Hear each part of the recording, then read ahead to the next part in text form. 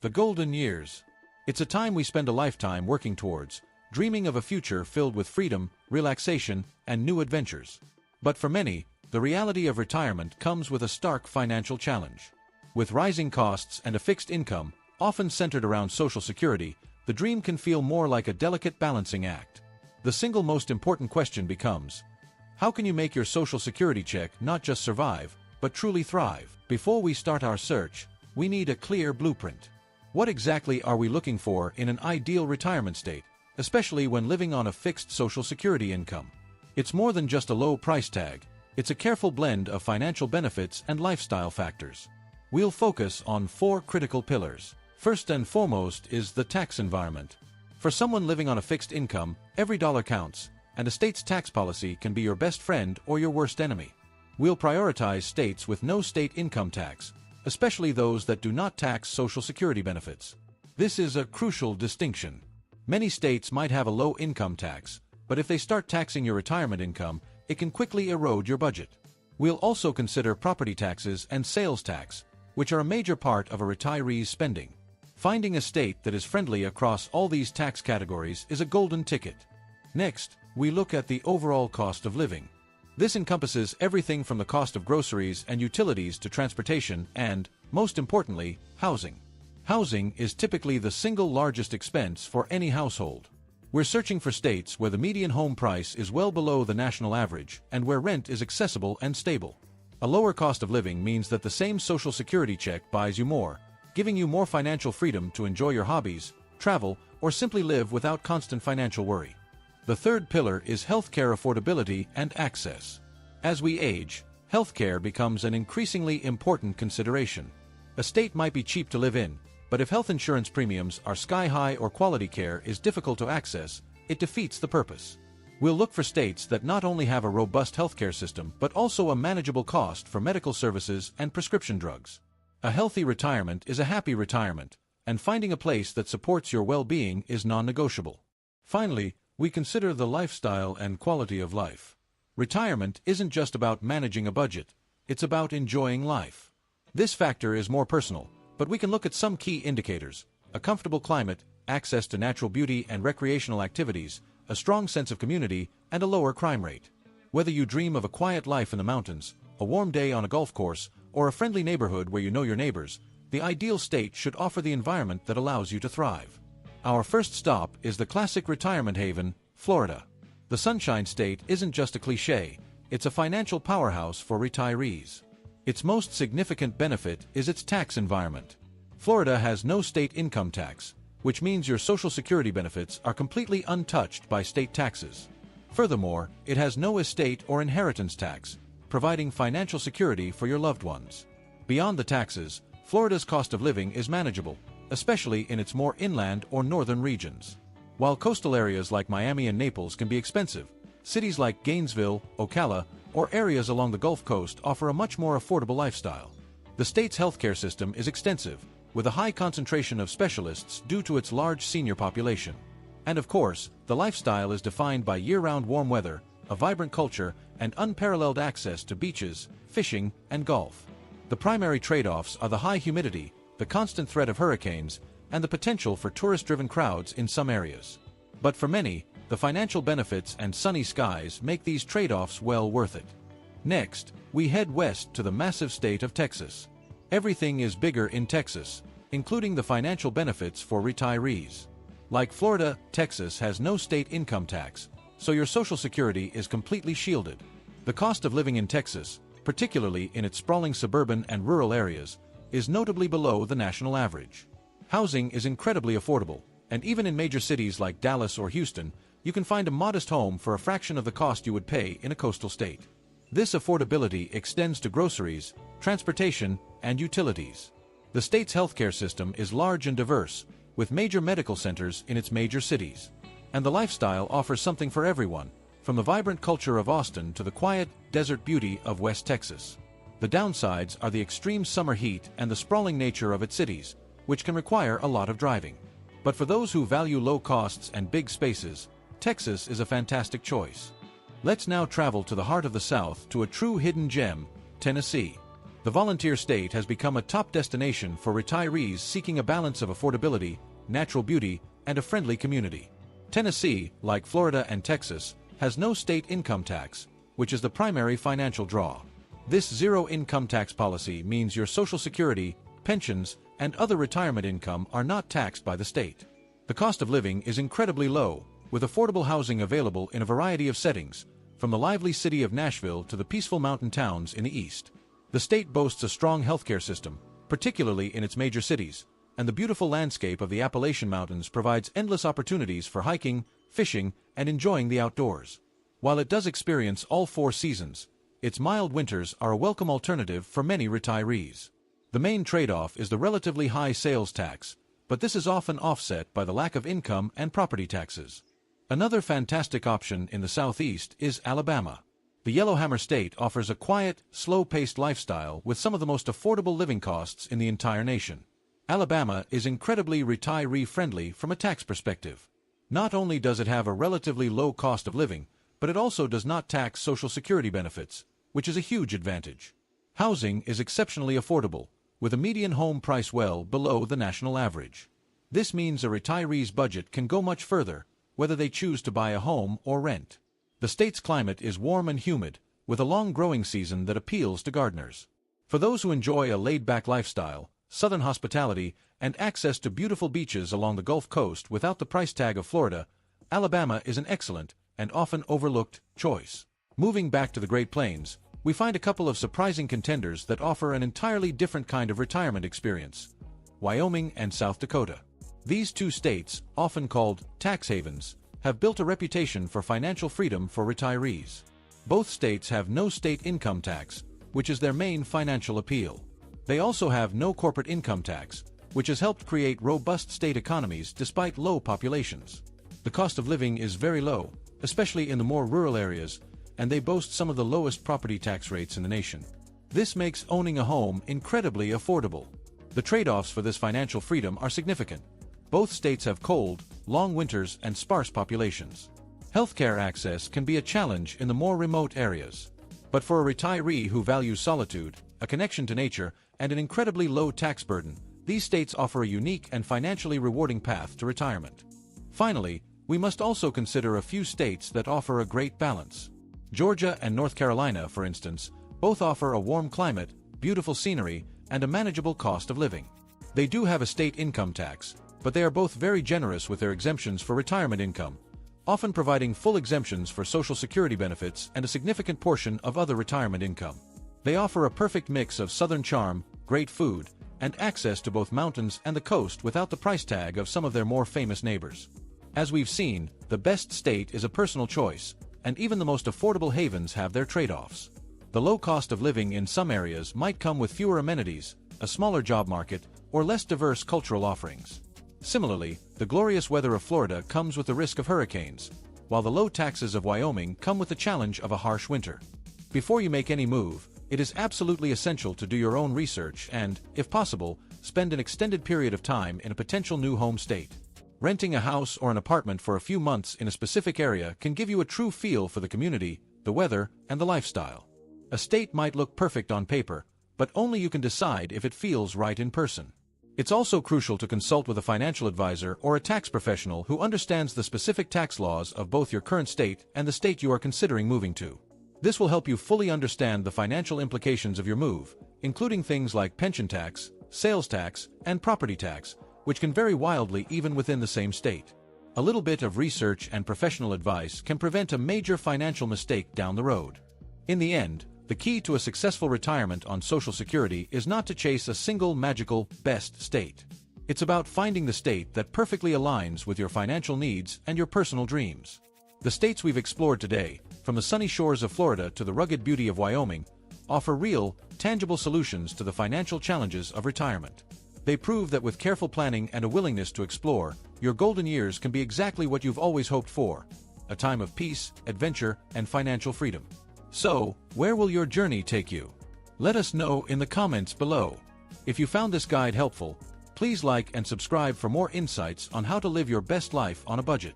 Thanks for watching, and here's to a happy and prosperous retirement. The American dream is built on a foundation of prosperity, stability, and the promise of a secure future. For generations, that security has been anchored by the state you call home, a source of jobs, education, and essential public services. But what if that foundation is starting to crack? What if the financial stability of some of America's most iconic states is hanging by a thread? You've heard of companies going bankrupt. You might even remember a city like Detroit facing financial ruin. But what about an entire state? The idea seems impossible, but for a number of states across the nation, a toxic combination of massive debt, unfunded pension obligations, and shrinking populations has created a financial crisis that could be just a few years away from breaking point. Today, we're going beyond the headlines to explore 10 states that could go bankrupt in the next 5 years. We're not talking about a collapse overnight, but a steady erosion of fiscal health that could lead to a severe and unprecedented crisis. This isn't just a story about numbers. It's a story about the future of millions of Americans, the quality of their schools, the safety of their streets, and the promise of a secure retirement. To understand which states are on the financial brink, we first have to know what we're looking for. A state can't officially go bankrupt in the same way a person or a company can. There's no federal law or formal process to declare state-level bankruptcy. However, a state can become functionally insolvent, a term that means it can no longer meet its financial obligations without resorting to extreme and painful measures.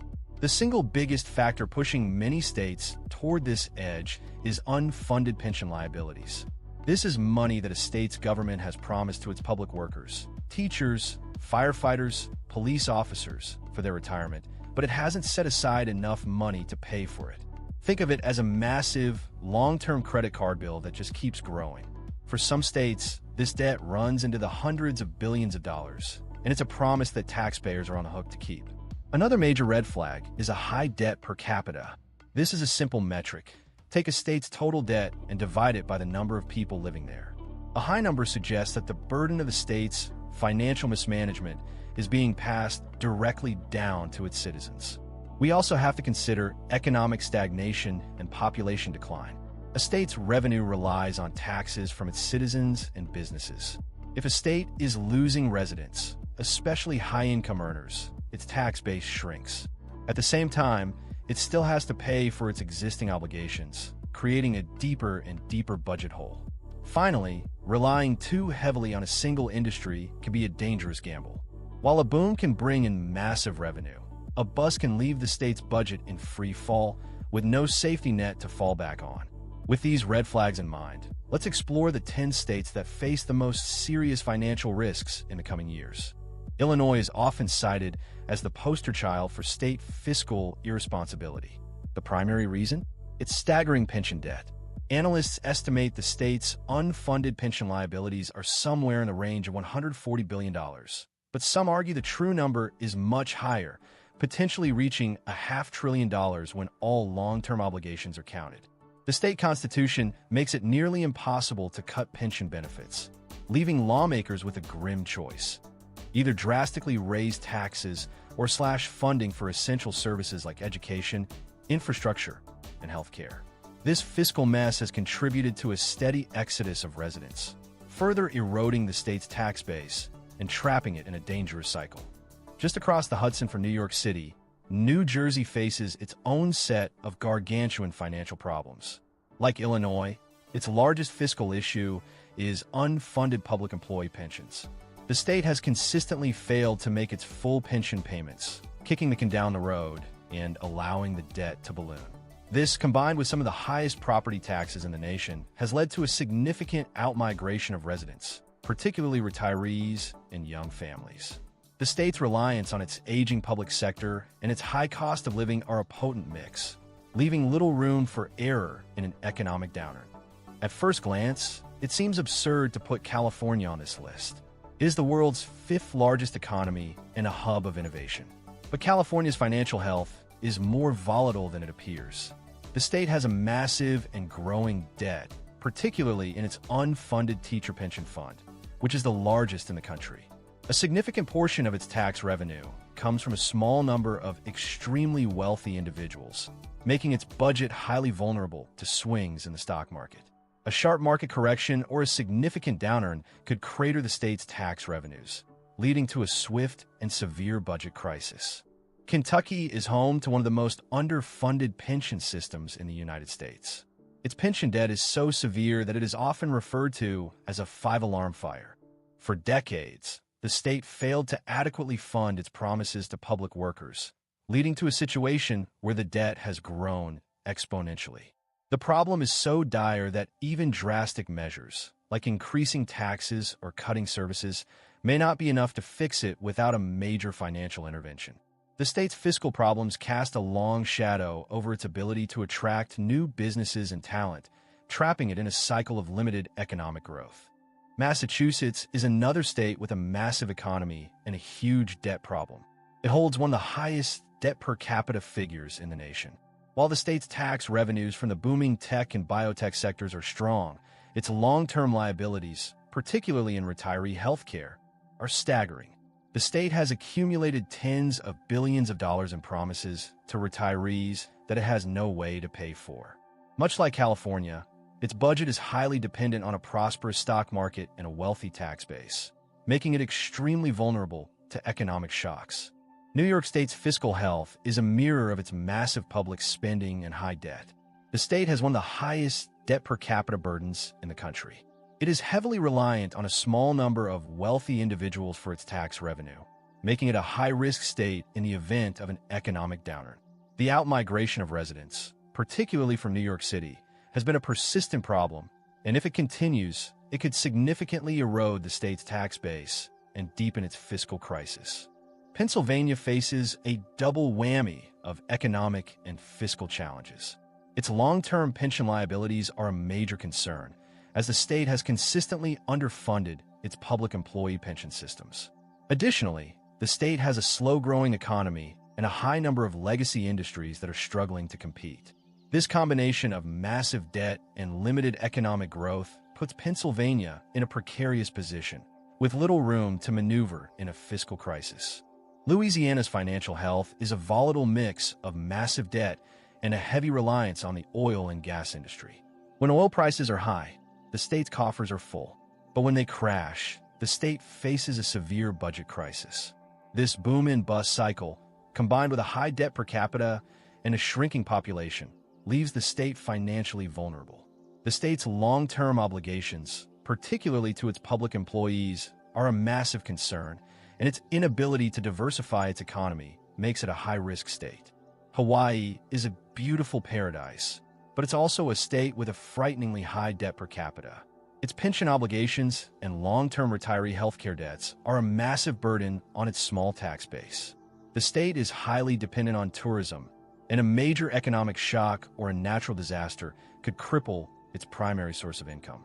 With a high cost of living and a fragile, tourism-dependent economy, Hawaii's financial future is far from secure. So, if a state can't officially declare bankruptcy, what does a financial collapse actually look like? The answer is grim. First and foremost, a financially insolvent state would be forced to make drastic cuts to essential public services. We're talking about a significant reduction in the number of police officers and firefighters, the closure of schools and libraries, and a sharp decline in the quality of infrastructure, like roads and bridges. The day-to-day lives of its citizens would be dramatically impacted. Second, a state would likely be forced to drastically raise taxes to pay for its debts. This would only accelerate the outmigration of residents and businesses, further shrinking the tax base and deepening the crisis in a dangerous, self-perpetuating cycle. Third, a state could be forced to default on its bonds. This would be an unprecedented event in modern American history. Bondholders, including pension funds and individual investors, would lose billions of dollars, and the state's credit rating would be in ruins, making it impossible to borrow money in the future. And finally, the most painful consequence of all, the promise of a secure retirement for public employees would be broken. While state constitutions protect pensions, a state that is completely out of cash would have to find a way to restructure or renegotiate its obligations, potentially leading to lawsuits and a massive loss of retirement security for tens of thousands of people who work their entire lives in service to their state. The fiscal health of a state is not an abstract concept. It directly affects the quality of our lives, the the value of our homes, and the security of our future. The states we've discussed today are a testament to the fact that while some states enjoy prosperity, others are facing a quiet crisis decades in the making. This is not a certainty, but a warning. For these states, the road ahead is filled with difficult choices. And for the citizens of those states, it's a stark reminder that staying informed about your government's fiscal health is no longer just a good idea. It's a necessity. What are your thoughts on this issue? Do you live in one of these states? Let us know in the comments below.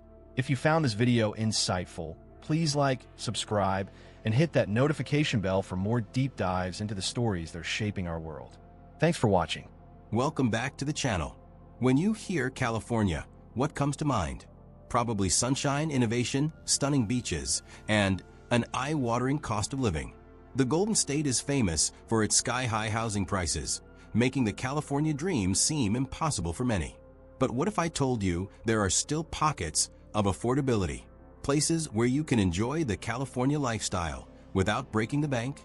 Today, we're diving deep to uncover the top cheapest cities to live in California. We're not just listing names, we're exploring the hidden gems where your dollar stretches further, offering a realistic look at where you can truly thrive in the Golden State. If you thought California was out of reach, prepare to be surprised. Let's get started. Eureka. Nestled on the rugged North Coast, Eureka is a charming historic city that often surprises people with its affordability, especially compared to its southern counterparts. Why it's affordable? Its relatively remote location from major metro areas and a less diversified economy than the tech hubs contribute to lower prices. Cost metrics. Median home prices often sit in the low to mid-$300,000s, and average rents for a two-bedroom apartment can be around $1,400 to $1,600. This is a stark contrast to places just a few hours south. Quality of life. Eureka offers stunning Victorian architecture, a vibrant art scene, and unparalleled access to redwood forests and dramatic coastline. The pace of life is slower, more community-focused. Job market. Historically tied to timber, the economy is diversifying into healthcare, tourism, and some nascent cannabis and craft industries. Jobs might not be as high-paying as in Silicon Valley, but the lower cost of living balances this out. Considerations. Its remote location means fewer big city amenities and a more isolated feel. The weather can be foggy and rainy, differing from California's sunny stereotype. Redding. Located in California's Shasta Cascade region, Redding is a hub for outdoor recreation and offers a much lower cost of living than the state's coastal areas. Why it's affordable? Its inland location, away from the expensive coastal and tech corridors, keeps housing and living costs down. Cost metrics. Median home prices are typically in the mid to high $300,000s, and average two-bedroom rents hover around $1,500 to $1,700. Utilities are generally lower too. Quality of life. Redding is a paradise for outdoor enthusiasts, with access to national forests, lakes, Shasta Lake, and rivers, Sacramento River Trail. It boasts a surprising number of amenities for its size, including a university and regional medical centers. Job market. Key sectors include healthcare, retail, education, and government. While not a tech hub, it offers stable employment in these areas. Considerations. Summers can be extremely hot, with temperatures often exceeding 100 degrees Fahrenheit. It's a more conservative area culturally than coastal California. Vacaville. Situated in the Sacramento Valley, Vacaville provides a more suburban, family-friendly atmosphere with surprisingly good affordability for its proximity to both Sacramento and the Bay Area. Why it's affordable? It's a bit further out from the immediate Bay Area sprawl, allowing for more developable land and less intense housing demand.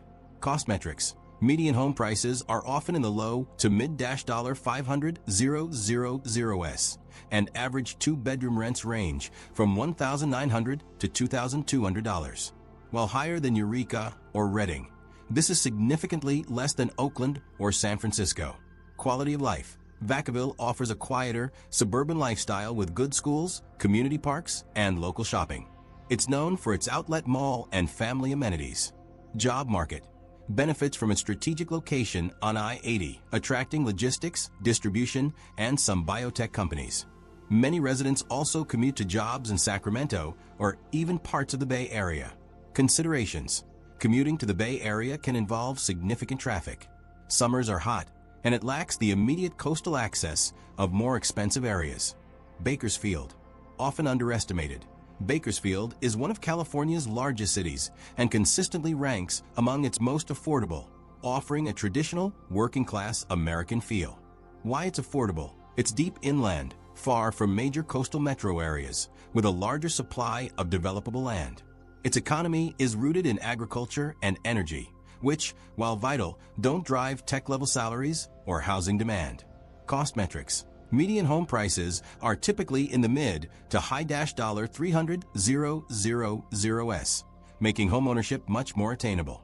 Average two-bedroom rents are around $1,500 to $1,700. Quality of life. Bakersfield offers a robust local music scene. It's the home of the Bakersfield Sound in country music, a growing university, CSU Bakersfield, and access to outdoor recreation in the nearby Tehachapi Mountains. Job market. Strong in agriculture, often called the produce capital of California, oil and gas, manufacturing, and logistics. It provides stable, though generally not high-paying, jobs. Considerations. Summers are extremely hot and dry. Air quality can be a concern due to agricultural and industrial activity. It lacks the cultural diversity and fast pace of coastal cities. Fresno. As the largest city in the Central Valley, Fresno serves as a major economic hub for the agricultural industry and offers a much lower cost of living than the state average. Why it's affordable? Like Bakersfield, its inland location and reliance on agriculture keep prices significantly lower than coastal California. Cost metrics. Median home prices often range from high $300,000s to low $400,000s, making it an attractive option for first-time homebuyers. Average two-bedroom rents are typically $1,600 to $1,900. Quality of life. Fresno has a growing downtown area, a large university, Fresno State, and is often called the gateway to the national parks due to its proximity to Yosemite, Sequoia, and Kings Canyon. It has a diverse population and a strong sense of community. Job market, primarily driven by agriculture, food processing, healthcare, and education. It's a regional service hub for the entire Central Valley. Considerations. Summers are very hot, often exceeding 100 degrees Fahrenheit for extended periods. Air quality can be an issue. It can feel geographically isolated from California's more famous attractions. Stockton. Located in the northern part of the Central Valley, Stockton has historically faced challenges, but offers some of the most affordable housing in the region, particularly for those looking for value. Why it's affordable? Stockton has a history of economic struggles and a higher crime rate than some other cities, which depresses demand and prices. However, it's also undergoing revitalization efforts. Cost metrics. Median home prices can be found in the high $300,000s to low $400,000s, representing significant affordability. Average two-bedroom rents are around $1,600 to $1,900. Quality of life. Stockton is a port city with a diverse population, a growing downtown waterfront area, and a university, University of the Pacific. It offers a grittier, more authentic urban experience. Job market. Key sectors include logistics due to its port access, manufacturing, healthcare, and agriculture. It also serves as a commuter city for parts of the Bay Area and Sacramento, though commutes can be long. Considerations. Stockton has historically struggled with higher crime rates, though efforts are being made to address this. Public perception can be negative due to past challenges. Palmdale/Lancaster, Antelope Valley. These twin cities in the Antelope Valley, north of Los Angeles, represent one of Southern California's most affordable regions, particularly appealing to those in the aerospace industry or seeking larger homes. Why it's affordable? Located in the high desert, a significant distance from the immediate LA metro core, offering vast expanses of land for development. Cost metrics. Median home prices are often in the low to mid $400,000s, a fraction of what you'd pay closer to LA. Average two-bedroom rents typically range from $1,700 to $2,000. Quality of life. The Antelope Valley offers a more relaxed, suburban pace, with access to desert landscapes and outdoor activities. It's known for its aerospace industry. Job market. Heavily influenced by the aerospace and defense industries, Lockheed Martin, NASA Armstrong Flight Research Center, and logistics. Many residents also commute to parts of the greater Los Angeles area. Considerations. Summers are extremely hot and dry. Commutes to central Los Angeles can be very long, 1.5-2+ hours, depending on traffic. It lacks the coastal vibe and immediate cultural amenities of LA. Victorville, High Desert. Part of the high desert region of Southern California, Victorville offers some of the most accessible home prices in the broader Southern California area, especially for those working in logistics or services. Why it's affordable? Its location in the high desert, away from major job centers, and a focus on logistics and service industries keeps costs down. Cost metrics. Median home prices are often in the high $300,000s, a remarkable find for Southern California. Average two-bedroom rents can be found around $1,600 to $1,800. Quality of life. Victorville provides a more affordable, spread-out suburban lifestyle with access to desert landscapes and a regional airport. Job market. Primarily centered around logistics and distribution due to its strategic location on major freeways, retail, and healthcare. Considerations. Summers are very hot. It's a significant commute to the Inland Empire or Los Angeles. It lacks the diverse cultural scene and extensive amenities of major metro areas. Finding an affordable city in California isn't just about the numbers on a price tag. It's crucial to consider the trade-offs and what truly matters for your lifestyle. Job market versus cost of living. Does the local job market align with your career? And do the wages there truly offset the lower cost of living? Or will you face a long, expensive commute? Commute times. Many affordable cities require a significant commute to major job centers. Factor in the time, gas, and wear and tear on your vehicle. Amenities and lifestyle. Are you looking for a vibrant nightlife, world-class museums, or endless outdoor adventure? Some affordable cities might be more suburban or rural, lacking the diverse amenities of larger coastal cities. Climate. Inland cities often experience extreme heat in summer. Coastal cities, even the more affordable ones, tend to have milder, foggier climates. Consider what you prefer. Community and culture. Each city has its own unique vibe. Research the local community, demographics, and cultural scene to see if it's a good fit for you.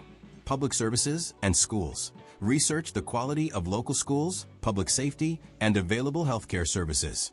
While less expensive, some areas may have less robust public infrastructure. The California dream of sunshine and opportunity doesn't have to be limited to the ultra-rich.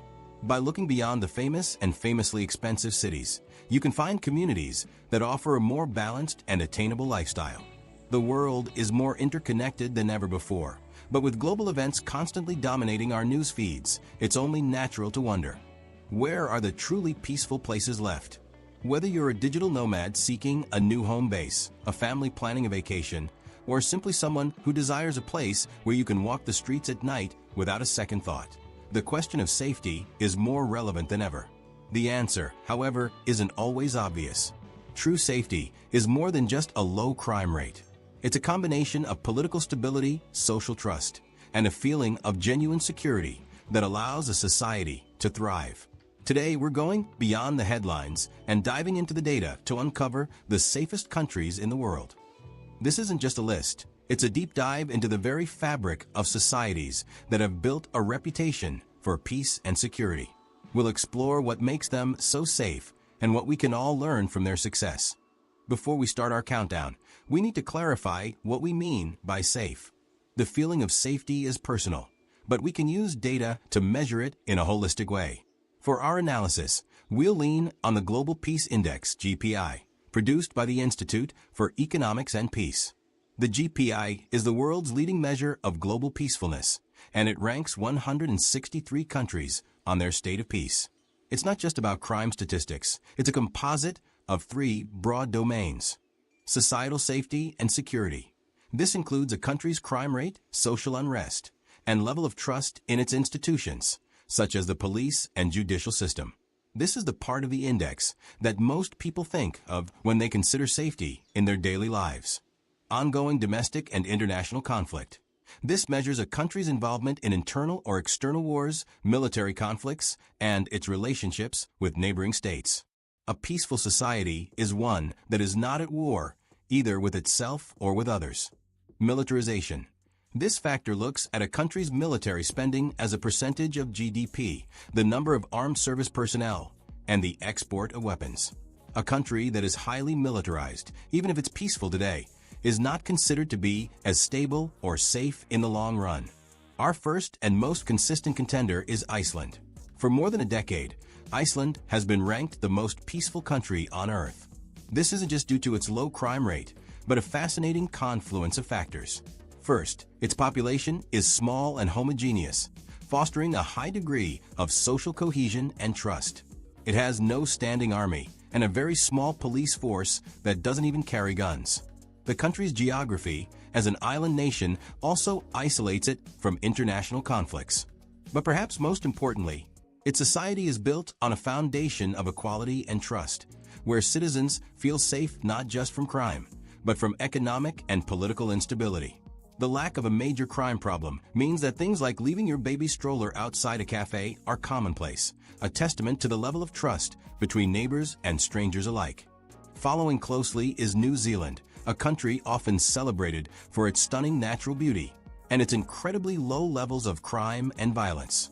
Much like Iceland, its remote island location provides a natural buffer from international disputes. Politically, New Zealand is one of the most stable democracies in the world, with very low corruption and a high degree of trust in government. The country's society is known for its strong sense of community and social support, which contributes to its low crime rates. New Zealand has a reputation for being a welcoming and friendly nation, and that reputation extends to its cities and small towns alike, making it a dream destination for travelers and a secure place to call home. Heading to Europe, we find a truly remarkable story in Portugal. Just a few years ago, Portugal was facing a financial crisis and economic instability. Yet, through smart governance and a focus on social welfare, it has risen to become one of the most peaceful nations on the continent. Its crime rates are among the lowest in Western Europe, and its government is stable and democratic. The Portuguese people are known for being incredibly warm and welcoming to foreigners, which contributes to a feeling of safety and belonging. Its political stability, coupled with a lack of any major internal or external conflicts, makes it a haven for those seeking a peaceful European lifestyle. This is a country that has actively chosen peace and stability as a cornerstone of its national identity. Next on our list is Austria, a country nestled in the heart of Europe that often flies under the radar in these discussions. Austria benefits from its long-standing neutrality, a policy that has kept it out of international conflicts for decades. It has a strong, reliable legal system and a high level of social welfare, which helps to minimize the social and economic inequalities that can lead to crime and unrest. The capital city of Vienna is consistently ranked as one of the most livable cities in the world, a testament to the country's safety, efficiency, and quality of life. Austria's government is stable, its crime rates are low, and its people enjoy a sense of security that is rare in the modern world. We would be remiss not to mention the Nordic countries, which are a global benchmark for social safety and stability. Denmark consistently ranks in the top 5. The key to Denmark's success is its incredibly high level of social trust. Danes have a deep trust in their government, their police, and in each other.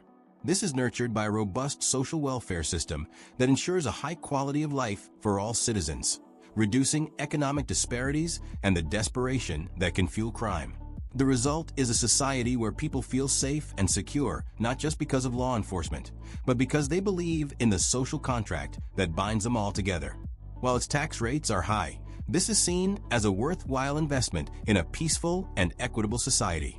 Moving to Asia, we find a fascinating and highly successful model of safety in Singapore. This island city-state is known for its extremely low crime rates and its impeccable public order. This is achieved through a combination of strict laws, a highly disciplined police force, and a politically stable, efficient government. While some might argue that this comes at the expense of certain personal freedoms, there's no denying that Singapore offers its citizens and visitors an unparalleled sense of safety. The streets are clean, the public transport is safe and reliable, and violent crime is virtually non-existent. For travelers and business people, Singapore provides a worry-free environment, making it a global hub for commerce and tourism. Let's also consider Canada, a country that is often overshadowed by its more prominent neighbor, but is a global leader in peace and stability. Canada consistently ranks as one of the safest countries in the Western Hemisphere. Its political system is stable, with a strong commitment to democracy and multiculturalism. The country is known for its welcoming attitude towards immigrants and refugees, which contributes to a diverse and inclusive society. While it has its share of urban crime, particularly in larger cities, its overall crime rate is low, and its police force is generally trusted. The vast open spaces and natural beauty add to the sense of peace and tranquility that many residents feel. For Americans in particular, Canada offers a safe and stable option that is just across the border, with a similar culture, but a distinctively more peaceful feel. Finally, we should also give a nod to other top-ranking countries like Finland and Switzerland. Finland's safety is built on a foundation of education, equality, and high social trust. It has one of the best education systems in the world, which is a major factor in its low crime rates. Switzerland's safety is rooted in its political neutrality and a highly developed economy. The Swiss enjoy a low crime rate, a stable government, and a strong sense of national identity that contributes to social cohesion. In a world that often feels chaotic, it's comforting to know that there are countries that have made peace and security a cornerstone of their society. From the rugged beauty of Iceland to the orderly charm of Singapore, these nations prove that a commitment to social cohesion, political stability, and low crime can create a haven for citizens and visitors alike. Choosing to travel or live in one of the world's safest countries is more than just a logistical decision. It's a choice to prioritize peace of mind. It allows you to focus on the things that truly matter, your experiences, your relationships, and your personal growth, without the constant weight of worry. Which of these peaceful nations inspires you the most? Share your thoughts and experiences in the comments below. If you found this guide helpful, please like, subscribe, and hit that notification bell for more insights into global travel, living, and well-being.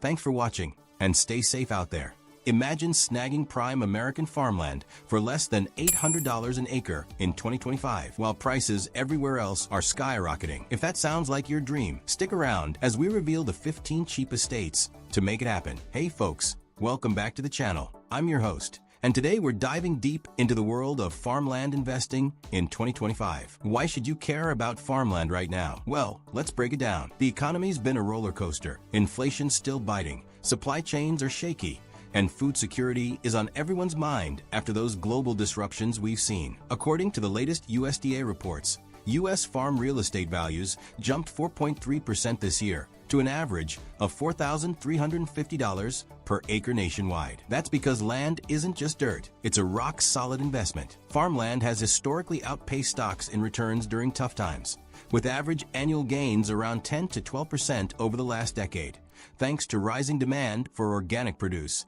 biofuels, and even carbon credits. Plus, with homesteading blowing up, over 2 million Americans started small farms post-pandemic for self-sufficiency. Buying land means freedom from grocery store chaos, potential income from crops or livestock, and a hedge against urban sprawl. But not all states are equal. Some are bargains due to climate, location, or market factors. We're ranking the 15 cheapest based on 2025 USDA data, from lowest to highest average price per acre for farm real estate. For each, I'll cover why it's affordable, the pros and cons, and some cool facts on climate, crops, culture, and lifestyle. Let's jump in.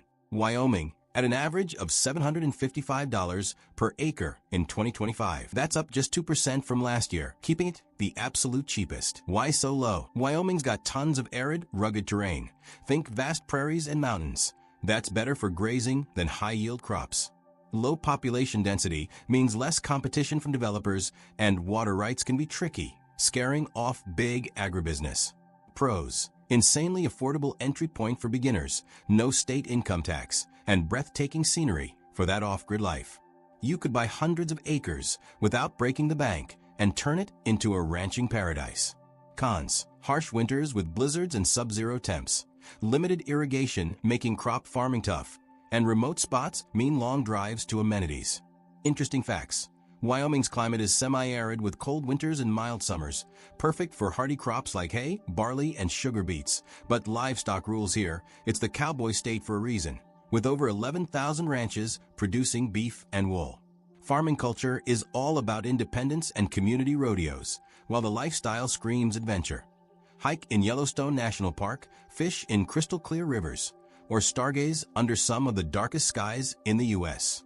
If you're into wide-open spaces and a rugged, self-reliant vibe, Wyoming's your spot. Just imagine waking up to elk grazing on your land. Pure freedom. Nevada, clocking in at $1,000 per acre, up 2.6% from 2024, still a steal. The reason it's cheap? Mostly desert landscape with extreme dryness. Annual rainfall under 10 inches in many areas, limiting it to irrigated farming or ranching. Vast federal land ownership, over 80% of the state, keeps private parcels sparse and undervalued, plus mining interests sometimes overshadow AG. Pros: super low property taxes, plenty of sunshine for solar-powered homesteads, and easy access to markets like Vegas for selling produce. It's great for drought-resistant ventures like alfalfa or cattle. Cons: water scarcity is a big issue. Fights over Colorado river rights are ongoing, and the heat can hit 110 degrees Fahrenheit in summer, making labor intensive. Isolation in rural areas might feel lonely if you're not used to it. Fun facts: Nevada's arid climate features hot summers and cold winters, ideal for crops like hay, potatoes, and garlic in irrigated valleys, but ranching dominates with free-range cattle. The farming culture blends Old West ranchers with modern sustainable ops, often incorporating renewable energy. Lifestyle-wise, it's an outdoorsist dream. Think hiking in the Great Basin, off-roading in the desert, or hitting Lake Tahoe for weekends. Bonus: Nevada's got a libertarian streak, perfect for homesteaders wanting minimal government interference. Picture building your own oasis in the sagebrush, affordable and epic. Utah, with an average of $1,900 per acre, a modest 2.1% increase. Why the bargain? Much of Utah is high desert or mountainous, with soil that's rocky and low in fertility without irrigation. Urban growth around Salt Lake pushes farmland to remote areas, but overall demand is low due to water challenges from the shrinking Great Salt Lake. Pros: diverse elevations mean options for everything from orchards to livestock, low crime rates, and strong community support for family farms. Plus, property values appreciate steadily. Cons: strict water regulations can limit expansion, earthquakes are a risk in some zones, and winters bring heavy snow in the north. Interesting tidbits: Utah's climate varies from arid deserts to alpine zones, supporting crops like cherries, apples, and alfalfa. It's the second largest tart cherry producer. Farming culture emphasizes sustainability and Mormon heritage of self-reliance, with co-ops galore. Lifestyle: adventure central. Ski in Park City, explore 5 national parks like Zion, or enjoy family-friendly communities. It's ideal for homesteaders blending faith, family, and farming. Think fresh fruit from your backyard amid red rock canyons. Utah offers that rare mix of affordability and natural wonder. Mississippi, averaging $2,360 per acre, a 3.5% bump. Why affordable? Humid subtropical climate leads to flooding risks, and soil erosion in the delta keeps prices in check. Economic factors like lower farm incomes compared to Midwest giants play a role too. Pros: fertile Mississippi River alluvial soils for high yields, mild winters for year-round activity, and strong AG infrastructure with ports for export. Cons: hurricanes and pests like boll weevils are threats, plus higher humidity can mean more maintenance on equipment. Cool facts: warm, rainy climate supports soybeans, cotton, and catfish. Mississippi leads in catfish farming. Culture revolves around Southern hospitality, with farm-to-table scenes and blues music festivals. Lifestyle: relaxed and community-driven. Think fishing in the Gulf, barbecues with fresh poultry, top broiler producer, and affordable living costs. Homesteaders love it for easy gardening and that down-home feel. Envision your plot yielding sweet potatoes while enjoying porch swings and fireflies.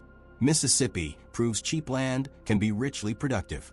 South Dakota and Louisiana, both at $2,970 per acre. South Dakota up 4.9%, Louisiana 3.4%.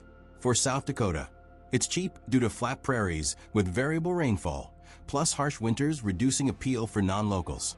Much is pastureland, not premium cropland. Pros: Black Hills soil is nutrient-rich for corn and sunflowers, low taxes, and robust ethanol industry for crop sales. Cons: blizzards and droughts alternate, and isolation from major cities hikes costs. Facts: continental climate with hot summers, cold winters, top in sunflowers and beef. Culture: strong Native American influences, powwows, and pioneer spirit. Lifestyle: Mount Rushmore hikes, Badlands exploration. Perfect for rugged homesteaders. Now Louisiana. Cheap from flood-prone bayous and hurricanes, plus oil industry competition.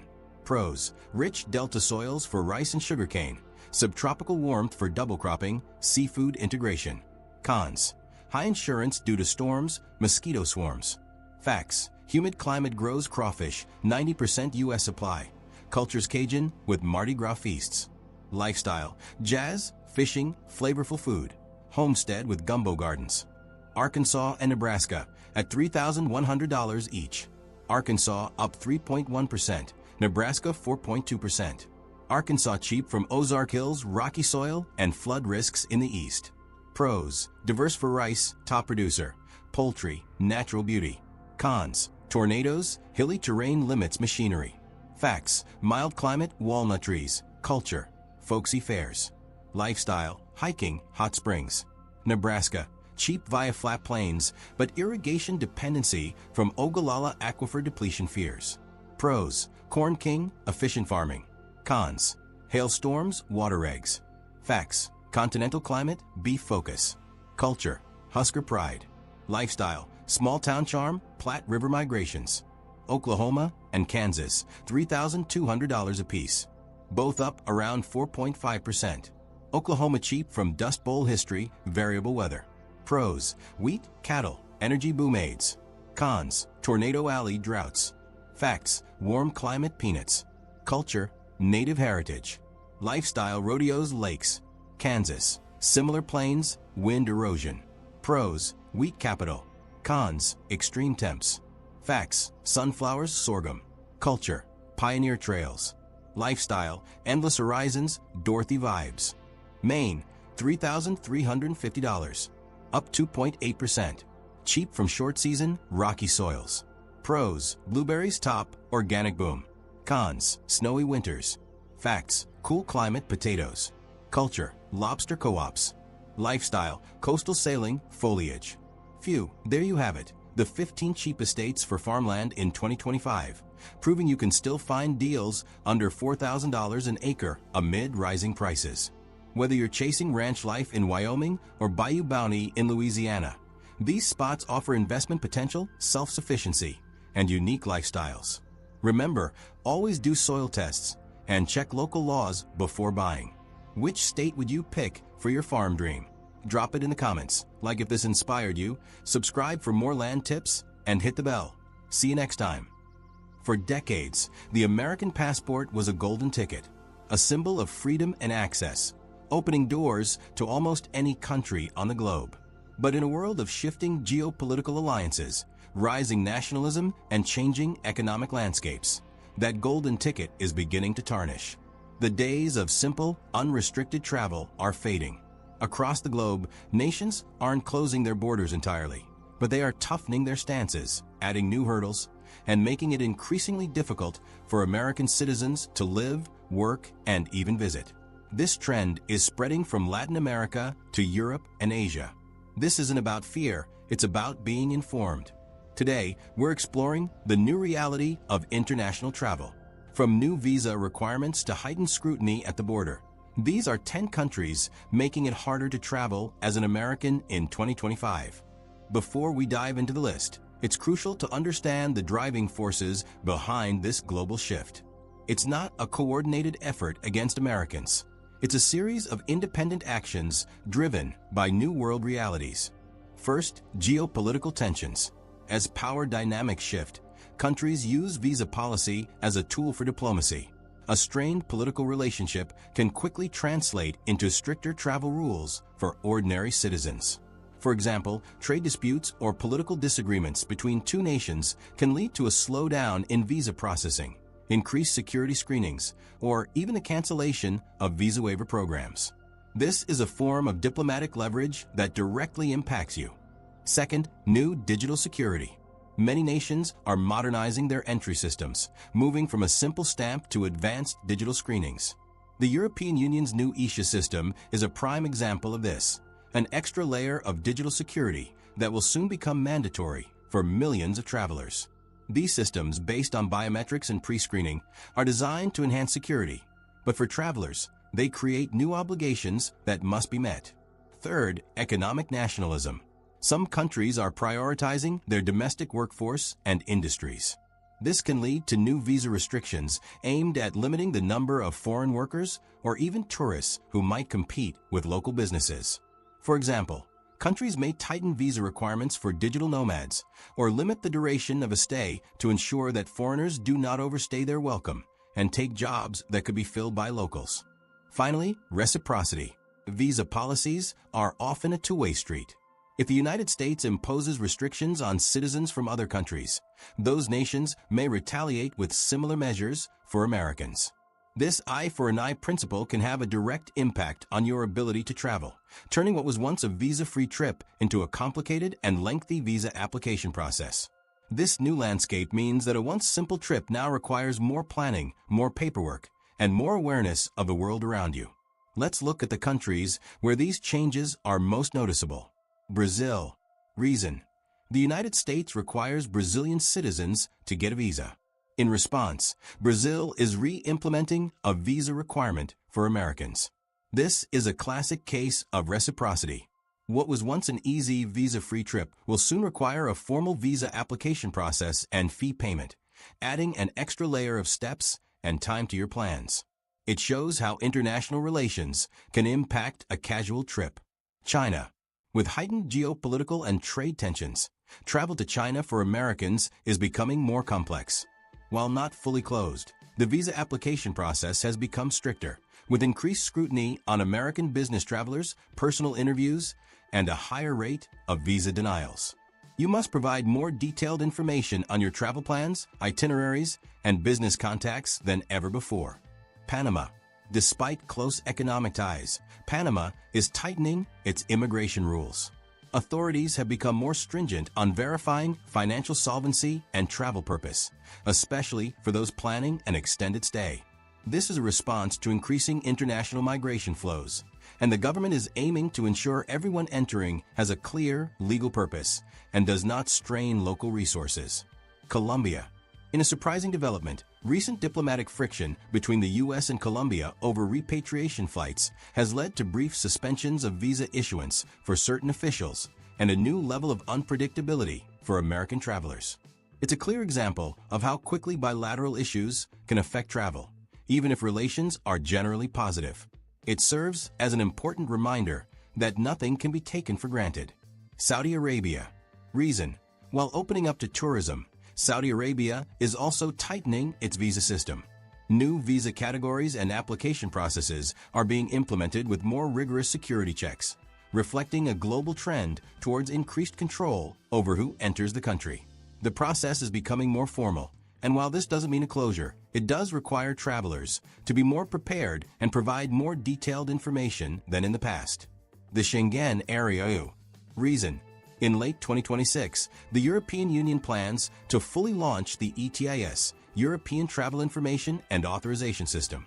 This isn't a visa, but a new digital travel authorization required for Americans and other visa-exempt travelers. It costs a small fee and requires a quick online application, but it is a mandatory new hurdle that changes the game. It will no longer be possible to simply fly to Europe with a passport as it was before. The United Kingdom. Reason: the UK has launched its own version of the EU's ESHAs called the ETA, Electronic Travel Authorization. This means Americans will need to apply for and receive this digital document before traveling to the UK. This process is part of the government's broader strategy to strengthen border control and digitally track everyone entering the country, regardless of their citizenship. Turkey. While a popular tourist destination, Turkey has significantly tightened its immigration rules in recent years, especially for those seeking temporary residency. Authorities have become more strict on proof of travel purpose and financial stability, and have increased scrutiny at the border. This is a reaction to a growing influx of foreigners, and the authorities aim to have more control over who is living in the country. South Africa, once relatively easy to visit, now requires in-person visa applications for many traveler categories, including Americans.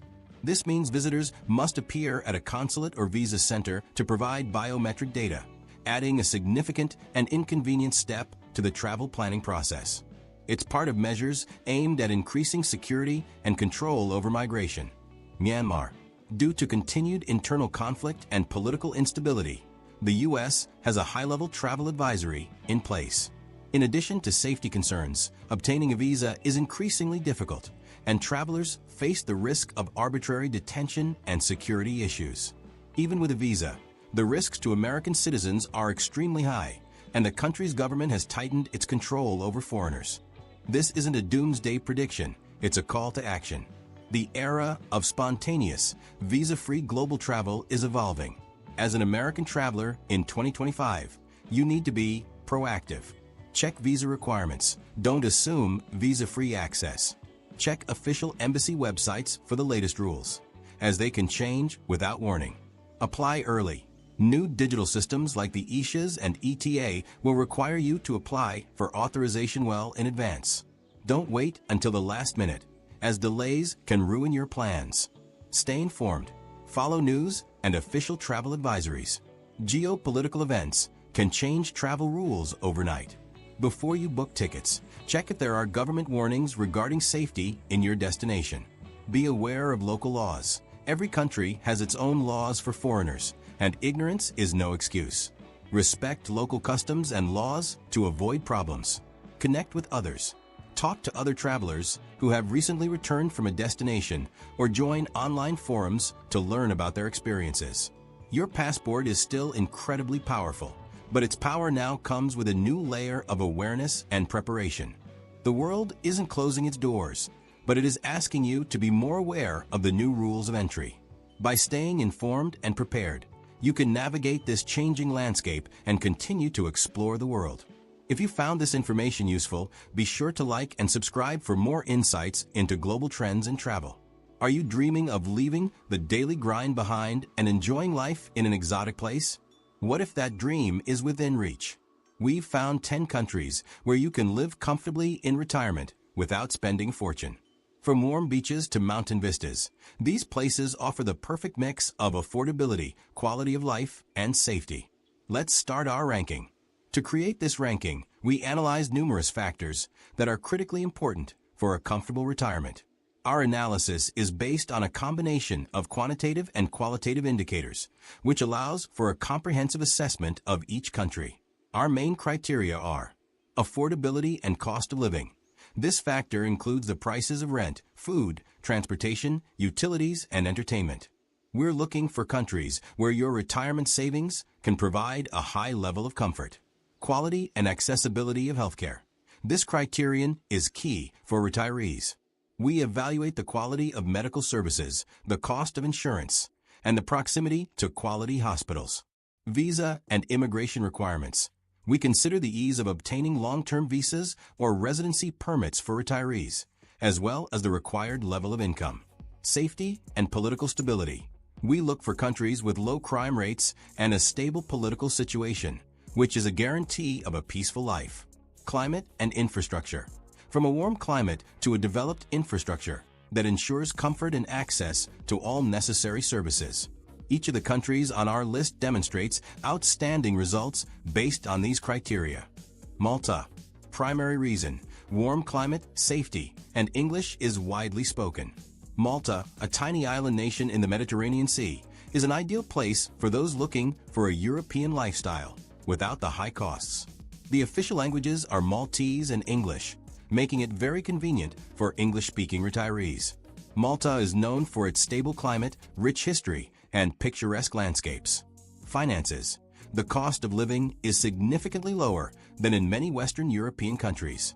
You can live comfortably on a pension of $2,000 to $3,000 per month. Rent for a one-bedroom apartment can cost between $800 and $1,200. Healthcare. Malta has a highly developed healthcare system that ranks highly globally. The quality of medical services is excellent and available at reasonable prices, especially with private insurance. Visa requirements. Malta offers several options for retirees, including a retirement program that allows you to obtain a residency permit if you meet certain financial requirements. Malta is an island of tranquility that offers a safe and sunny life in the heart of Europe. Thailand is a true mecca for retirees looking for an affordable and exciting lifestyle in Asia. The country is known for its delicious food, friendly people, impressive temples, and incredible beaches. Finances. Thailand offers one of the lowest costs of living in the world. You can live comfortably on a pension of $1,000 to $1,500 per month. For that money, you can rent a nice apartment, eat at restaurants, and travel. Healthcare. Thailand has a highly developed healthcare system. Private clinics in Bangkok and other major cities are known for their quality and low prices, which makes medical tourism popular. Visa requirements. Thailand offers a special retirement visa, non-immigrant OA visa, for individuals over 50 who meet income requirements. Pros and cons. Pros: extremely low cost of living, excellent food, exotic landscapes. Cons: bureaucracy, language barrier, humidity. Colombia has undergone a real transformation, becoming a safe and attractive place for foreigners. This country offers amazing natural beauty, from mountain landscapes to tropical forests, as well as rich culture and history. Finances. Colombia is one of the most affordable countries on our list. You can live on a pension of $1,000 to $1,500 per month, which includes rent, food, and entertainment. Rent for a one-bedroom apartment in Medellin can cost from $400 to $600. Healthcare. Colombia has one of the best healthcare systems in Latin America.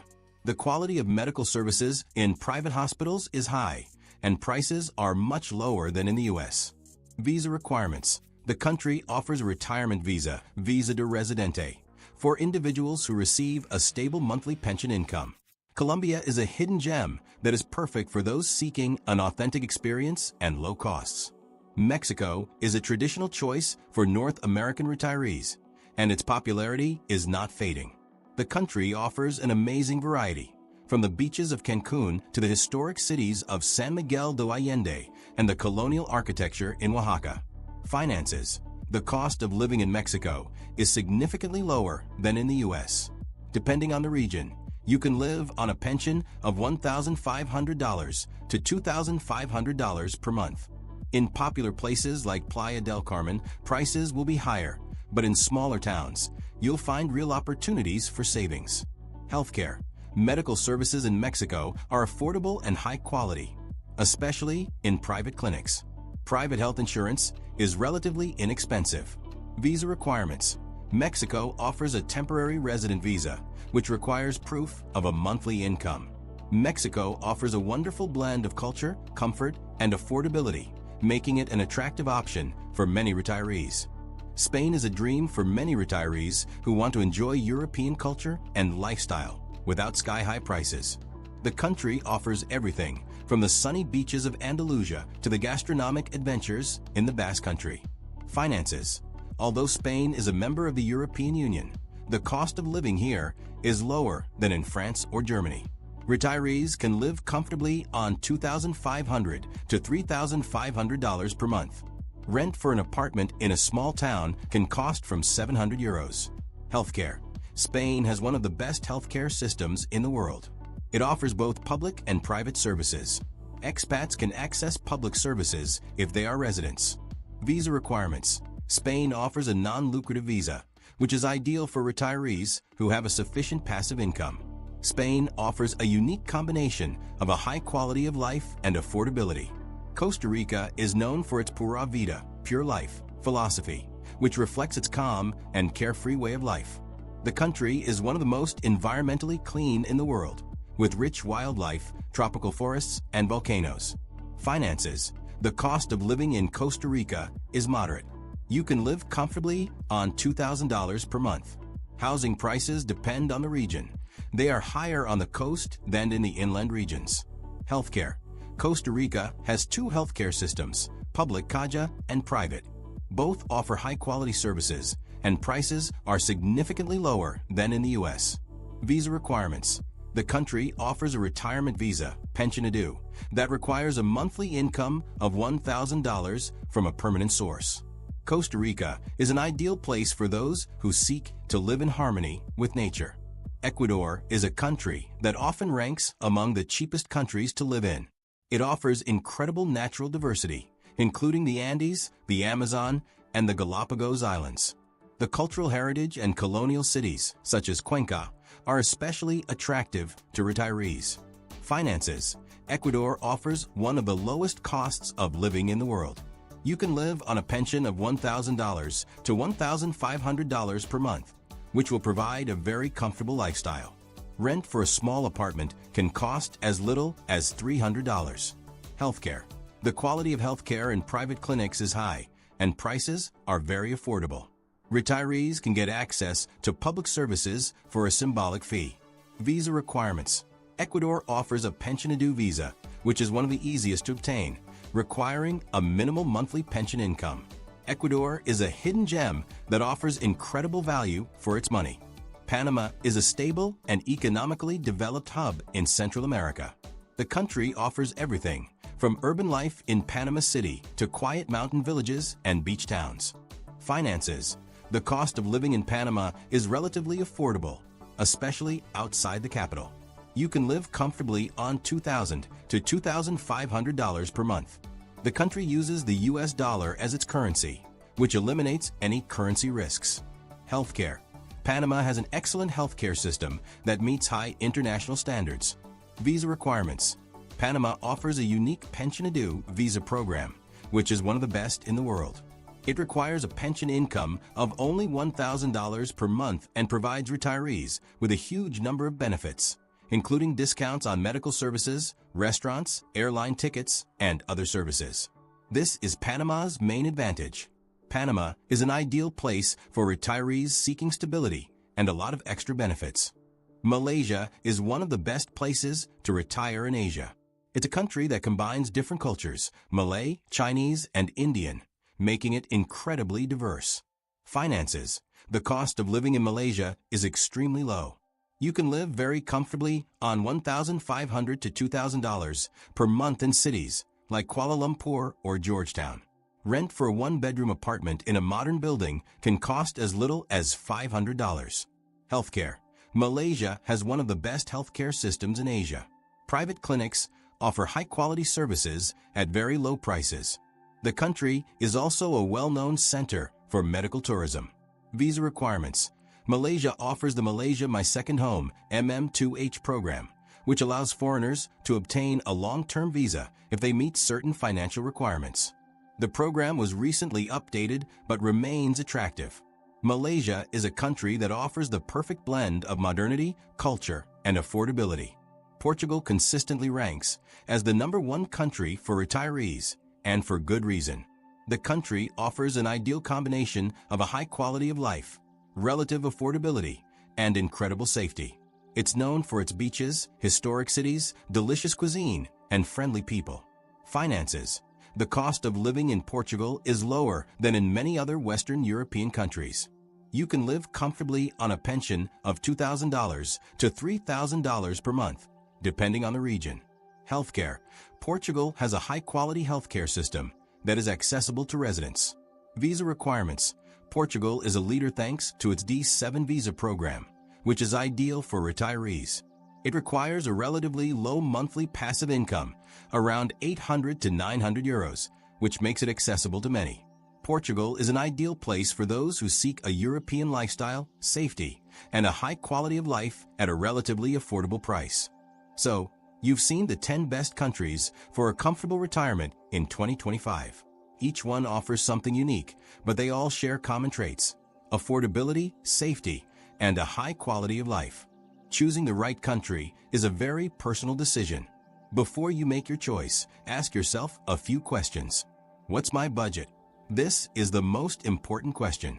The cost of living can vary greatly even within one country. What culture am I drawn to? Do you want the exoticism of Thailand or the European charm of Portugal? How important is proximity to family? Some countries are closer to home than others. Remember that this list is just a starting point. We recommend you visit these countries, talk to local expats, and get a feel for the atmosphere before making a final decision. Retirement is not an end, but the beginning of an exciting new chapter of your life. We hope this ranking helps you find the perfect place to enjoy it to the fullest. Tired of the high costs and fast pace of the USA? Ever dream of spending your golden years sipping wine in a Tuscan villa, relaxing on a Caribbean beach, or exploring ancient ruins without draining your savings? The world is vast, beautiful, and surprisingly affordable for American retirees looking to stretch their dollars and embrace a new adventure. Imagine a life where your Social Security check goes further, where healthcare is accessible and affordable, and where a rich culture and stunning scenery become your everyday reality. This isn't just a fantasy, it's the dream many Americans are already living. Today, we're your passport to a world of possibilities as we explore top countries to retire to from the USA. We're not just listing destinations. We're uncovering havens that offer a compelling blend of affordability, quality healthcare, welcoming communities, and a lifestyle that could be your perfect next chapter. Get ready to pack your bags and open your mind to a world of retirement wonders. Let's dive in. Mexico, familiarity and affordability south of the border. Mexico has long been a favorite for American retirees, and for good reason. Its proximity to the U.S. makes it easy to visit family, and the cost of living in many areas is significantly lower. From the vibrant colonial cities like San Miguel de Allende and Guanajuato to the laid-back beach towns of the Riviera Maya and the Pacific Coast, Mexico offers a diverse range of climates and lifestyles. Housing can be very affordable, especially outside the major tourist zones, and everyday expenses like groceries and transportation are generally lower. Healthcare is also considerably cheaper, with many reputable hospitals and doctors. While learning some Spanish is beneficial, English is widely spoken in expat communities. The warmth of the Mexican people and the rich culture are major draws. Potential considerations include safety concerns in certain regions. Research carefully, and the level of infrastructure can vary. Costa Rica, the pura vida of affordable tropical living. Costa Rica embodies the pura vida lifestyle, a focus on relaxation, nature, and community. This Central American gem boasts stunning biodiversity, from rainforests and volcanoes to pristine beaches. Its cost of living is moderate, but generally lower than the U.S., particularly for housing and fresh produce. Costa Rica has a well-regarded public healthcare system, Caja Costarricense de Seguro Social, that residents can join for a reasonable fee, and private healthcare is also available at lower cost than the U.S. The country is politically stable and welcoming to foreigners, with a large and active expat community. English is widely spoken in tourist areas and by many professionals. The focus on outdoor activities and a relaxed pace of life are major attractions. Potential downsides include higher import taxes on some goods and infrastructure limitations in more rural areas. Portugal, European charm on a budget. Portugal has emerged as a top retirement destination in Europe, offering a compelling combination of history, culture, beautiful scenery, and affordability. The cost of living, especially outside of major cities like Lisbon and Porto, is significantly lower than in many other Western European countries where the U.S. housing, food, and transportation are generally very reasonable. Portugal boasts a high-quality public healthcare system that is accessible to legal residents. The country is known for its safety, friendly locals, delicious cuisine, and stunning coastline. The non-habitual resident, INSHAR, tax regime has historically offered significant tax benefits to new residents, although these are subject to change. The Algarve region is particularly popular with retirees for its sunny weather and beaches, while cities like Porto and Lisbon offer a more urban experience. Language is less of a barrier in tourist areas, but learning some Portuguese will greatly enhance your experience. Panama, tropical benefits and proximity to the U.S. Panama, located in Central America, offers a compelling package for American retirees, including a stable economy, a warm climate, and the US dollar as its official currency, simplifying finances. The cost of living is generally lower than in the US, particularly for housing outside of Panama City. Panama is renowned for its Pensionado visa program, which offers significant discounts on various goods and services to qualified foreign retirees with a minimum monthly income.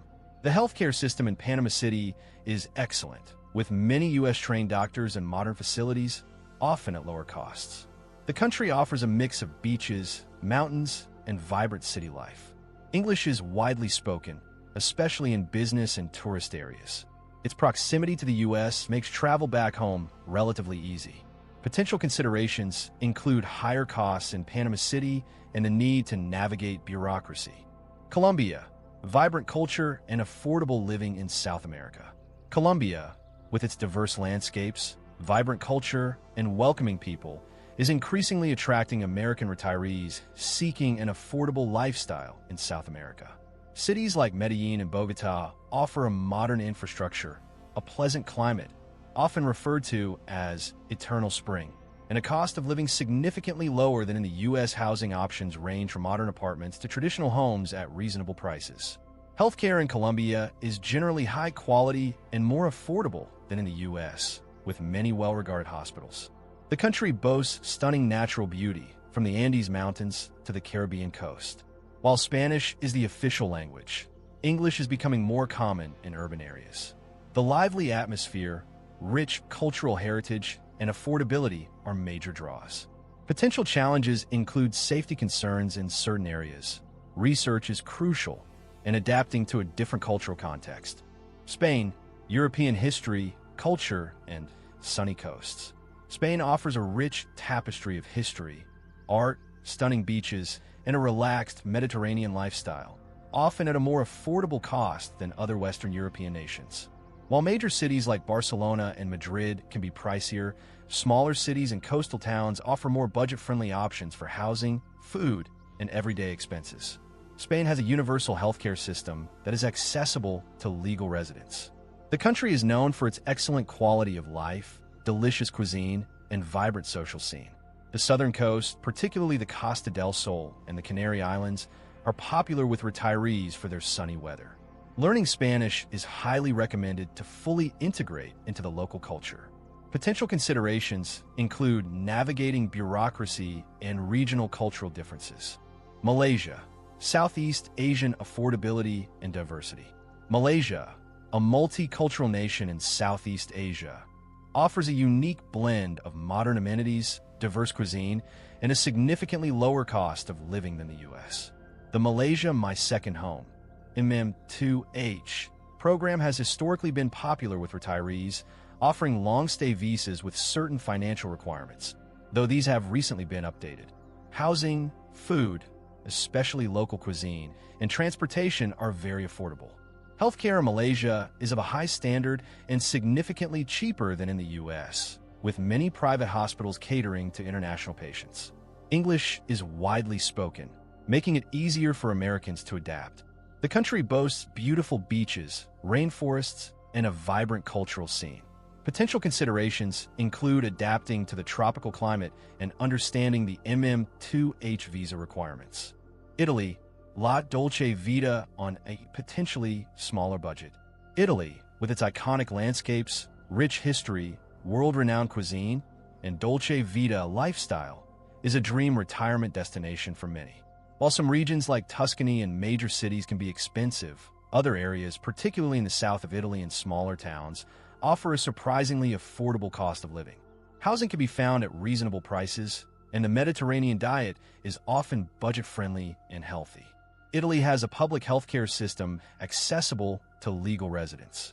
The charm of small-town life, the abundance of art and culture, and the delicious food are major attractions. Learning Italian will greatly enhance your experience and integration. Potential challenges include bureaucracy and a slower pace of life that might not suit everyone. Ecuador, Andean beauty and affordable living.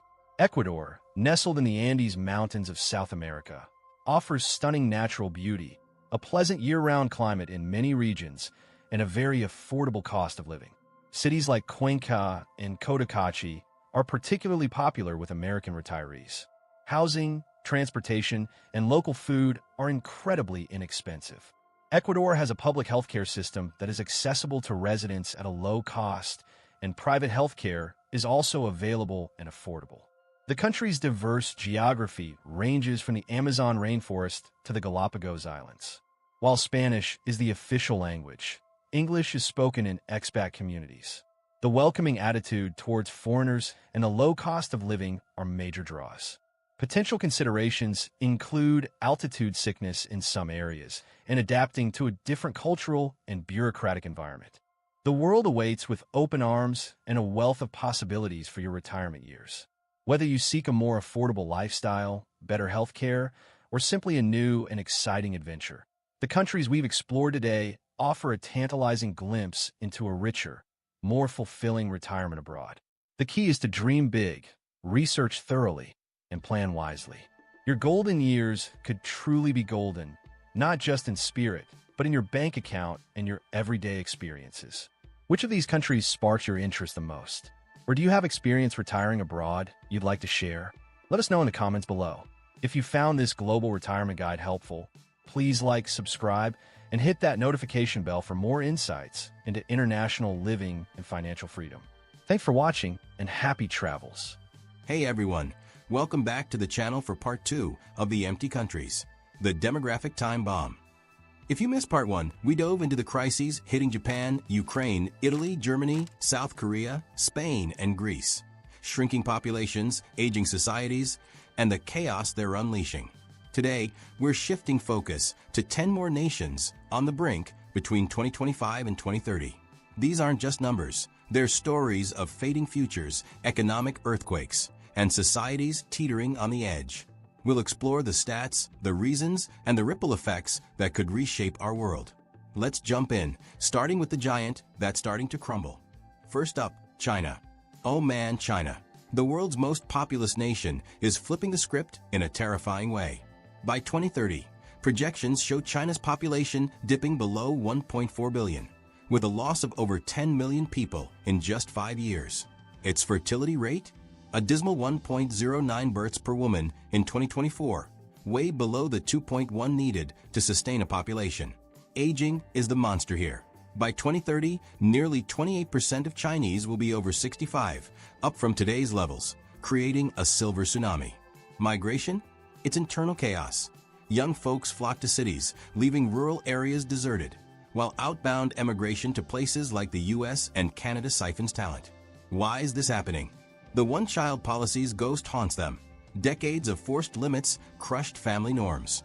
Now sky-high living costs, brutal work culture, that infamous 996 grind, and women's push for careers over kids keep birth rates plummeting. Add pollution, housing bubbles, and economic uncertainty. And who wants to bring a child into that?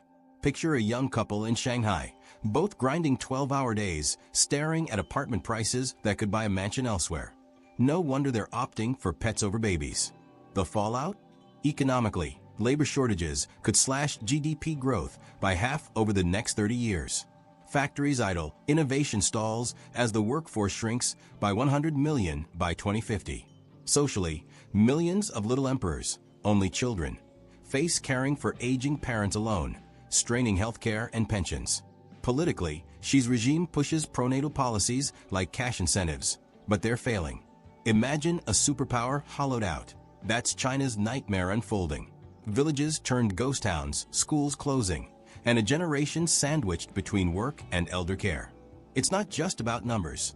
It's families fracturing under the weight. Shifting gears to Taiwan, where this tech powerhouse is facing a demographic cliff that's as steep as its mountains. By 2030, Taiwan's population is projected to drop to around 23.5 million from about 23.8 million in 2025, a subtle but accelerating decline that's set to worsen. Its fertility rate hovers at a rock-bottom 0.9 to 1.0 births per woman, one of the lowest globally, far from the replacement level. Aging is explosive. Taiwan is already a super-age society, with over 20% of its people over 65, and that figure could climb higher by 2030 as the working-age population shrinks dramatically. Projections show a loss of millions in productive workers by mid-century. Migration adds fuel to the fire. Brain drain sees young talents fleeing to the US or mainland China for better opportunities, while immigration from Southeast Asia helps but doesn't fully offset the outflows. Why are things so dire? Economic pressures are huge.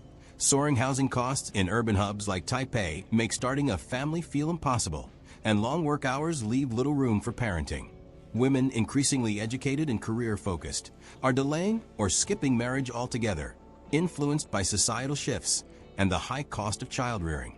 Add geopolitical tensions with China, which create uncertainty and stress, and you've got a perfect storm deterring births. Think of a young engineer in Hsinchu Science Park, the heart of Taiwan's semiconductor industry, working overtime amid constant threats of invasion. Family planning takes a back seat. The consequences are shaking Taiwan to its core. Economically, labor shortages threaten its dominance in global tech supply chains. The working-age population could plummet by 5.6 million between 2021 and 2050, hitting industries like electronics and manufacturing hard. Growth prospects dim as productivity lags, with experts warning of stalled GDP increases and rising dependency ratios. Socially, an aging tsunami overwhelms healthcare and pensions. Imagine hospitals overflowing with elders while schools sit empty, a stark reversal from Taiwan's vibrant youth culture. Politically, the government rolls out subsidies for IVF and childcare, but uptake is low amid cultural shifts. Tensions with China complicate immigration policies, potentially leading to social divides. Taiwan's miracle economy risks becoming a cautionary tale, its innovation hubs silenced by silence in nurseries. Now, let's head to Poland, where history's echoes are amplifying a modern crisis. Projections show Poland's population dipping from 37.7 million to about 36.5 million by 2030, a drop of over a million. Fertility rate, 1.3 births per woman, one of Europe's lowest. Aging hits hard. By 2040, the working-age population shrinks 20%, with elders soaring. Migration? Massive outflows to Germany and the UK for better jobs, draining youth. Why? Economic insecurity, post-communism, high housing costs, and women's rights battles. Strict abortion laws scare off potential parents. Young Poles prioritize careers and travel over kids in an unstable world. Envision a Warsaw couple, both in precarious gig jobs, facing bills that swallow dreams of a family home. It's a daily reality pushing births aside. Impacts? Economy. Labor gaps in tech and manufacturing slow growth, despite EU funds. Socially, villages empty, schools close, and healthcare buckles under aging boomers. Politically, PiS's family incentives flop, fueling migration debates and EU tensions. Poland's vibrant culture risks fading as generations thin, leaving historic cities with more monuments than children playing in the streets. Over to Bulgaria, the EU's fastest shrinking nation, a heartbreaking tale of loss. By 2030, population could fall to 6.2 million from 6.4 million, continuing a 22% drop since 1989. Fertility, 1.5 births per woman, below replacement. Aging, over 25% over 65 by 2030, working age plunging. Migration, youth flee to Western Europe for wages, emptying villages. Reasons? Poverty, corruption, and post-Soviet trauma. Low salaries, Europe's lowest, make families unaffordable. Women juggle work and home without support. Romania shares the pain, a nation bleeding people. Projections, from 19 million to 18 million by 2030, a million lost. Fertility, 1.6, dipping low. Aging, working age down 15% by 2040.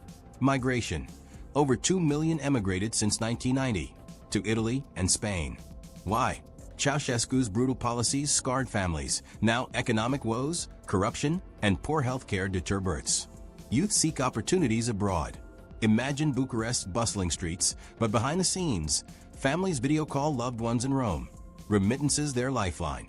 Consequences? Economy. Labor shortages in IT and construction despite growth. Socially, rural depopulation, elder care crisis. Politically, remittances help, but voter apathy rises. Romania's spirit endures, but at what cost? Traditions passed down through generations now hang by a thread as demographics dwindle. Portugal's sunny shores hide a demographic storm. By 2030, population slips to 10 million from 10.3 million. Fertility, 1.4 among lowest. Aging, 30% over 65 by 2050. Migration, youth emigrate to UK, France for jobs. Causes? Economic crash post, 2008, high youth unemployment, delayed marriages. Women balance careers without affordable childcare. Think of Lisbon's vibrant cafes filled with tourists, but echoing with the absence of local kids' laughter. Impacts?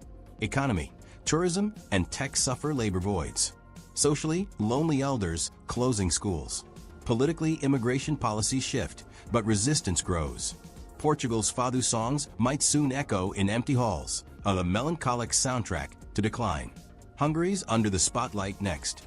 Orban's fortress facing internal erosion. Population, down to 9.4 million by 2030 from 9.5 million. Fertility, 1.5, stubborn low.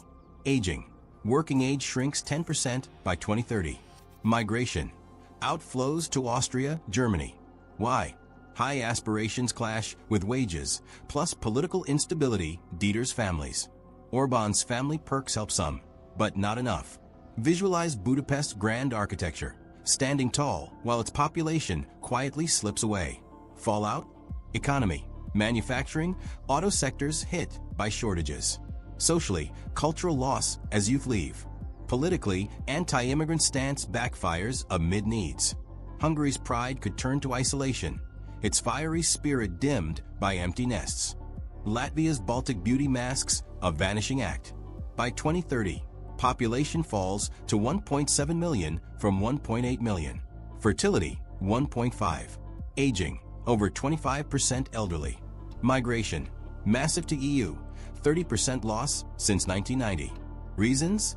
Soviet scars, economic gaps, Russian tensions push emigration. Youth seek better lives abroad. Riga's cobblestone streets, once alive with song, now whisper of those who left. Consequences? Economy, brain drain stalls innovation. Socially, depopulated regions, identity crisis. Politically, EU integration helps, but sustainability wanes. Latvia risks becoming a memory, its forests reclaiming what people abandon. Neighbor Lithuania echoes the pain. Population, to 2.6 million by 2030 from 2.8 million. Fertility, 1.4. Aging, working age down 20%. Migration, westward exodus. Why? Economic insecurity, NATO fears, poor family support. Vilnius's medieval charm hides families torn by distance. Impacts? Economy, growth slows despite recovery. Socially, villages vanish. Politically, defense spending rises amid threats. Lithuania's resilience tested, its amber shores lapped by waves of change. Finally, Thailand, tropical paradise turning gray. By 2030, population stabilizes, but working age drops to 36 million from 43 million. Fertility, 1.3. Aging, 20% over 65. Migration, inflows from neighbors, but outflows are skilled. Causes? Successful family planning backfired, urbanization, cost deter kids. Bangkok's neon lights mask quiet homes without children's voices. Fallout? Economy. Labor shortages hit tourism, manufacturing. GDP per capita growth down 0.86%. Socially, elder care strains. Politically, policies shift to immigration. Thailand's smile might fade, beaches empty locals. Zooming out, this isn't isolated, it's a global quake. By 2030, these declines could slash global workforce by millions, spiking migration wars, straining resources. Economies pivot to AI, but inequality surges as rich nations poach talent from poor. Socially, cultures blend or vanish. Politically, power shifts to youthful Africa, India.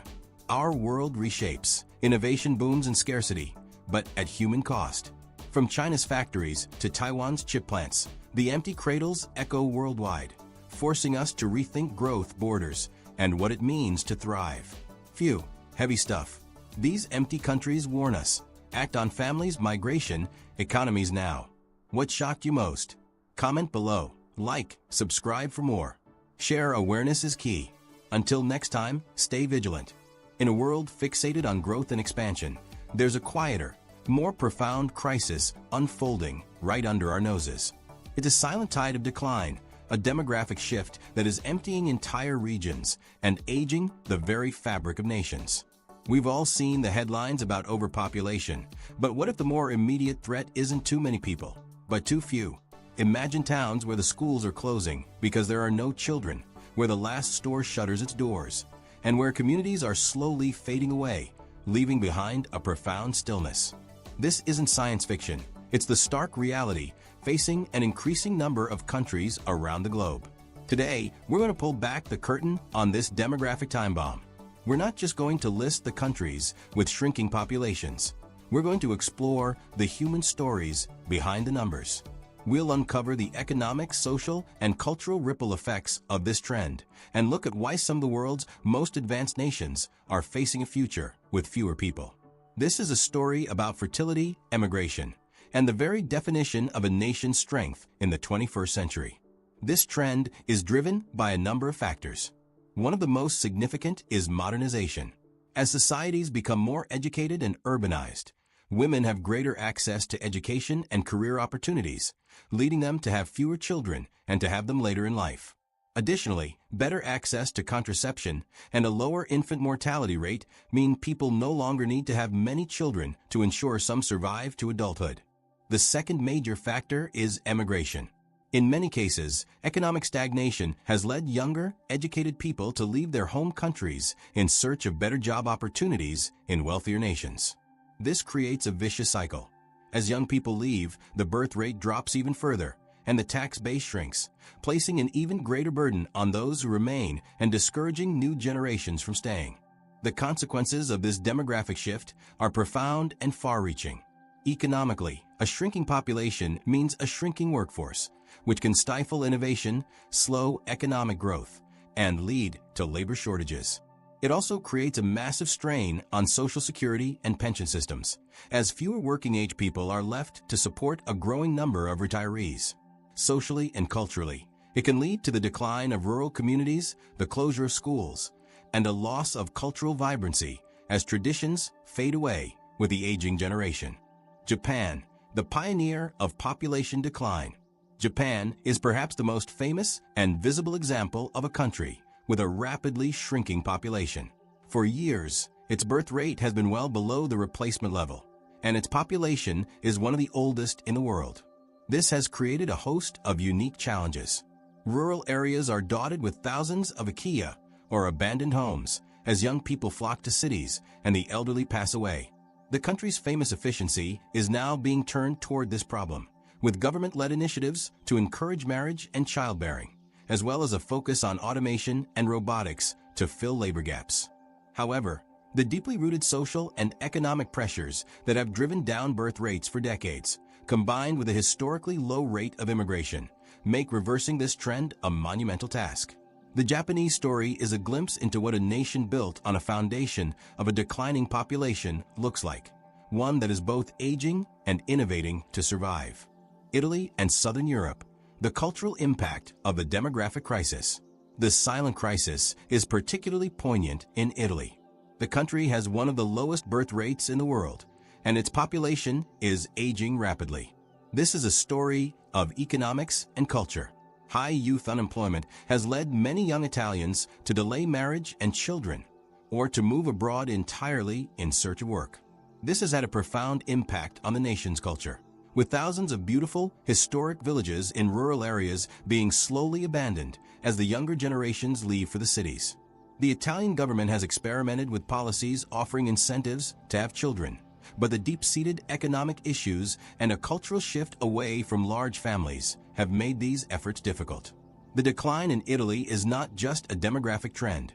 It's a slow erosion of a way of life that has existed for centuries. Germany, the immigration solution. Germany provides a fascinating counter-narrative to the demographic crisis. For decades, its birth rate has been below the replacement level, and its native population has been in decline. However, Germany has been able to offset this decline and even maintain its population through immigration. By welcoming millions of immigrants and refugees, particularly from Eastern Europe, the Middle East, and elsewhere, the country has been able to maintain a stable workforce and a vibrant economy. This hasn't been without its social and political challenges, but it shows that a country can actively manage a demographic decline through a strategic and welcoming immigration policy.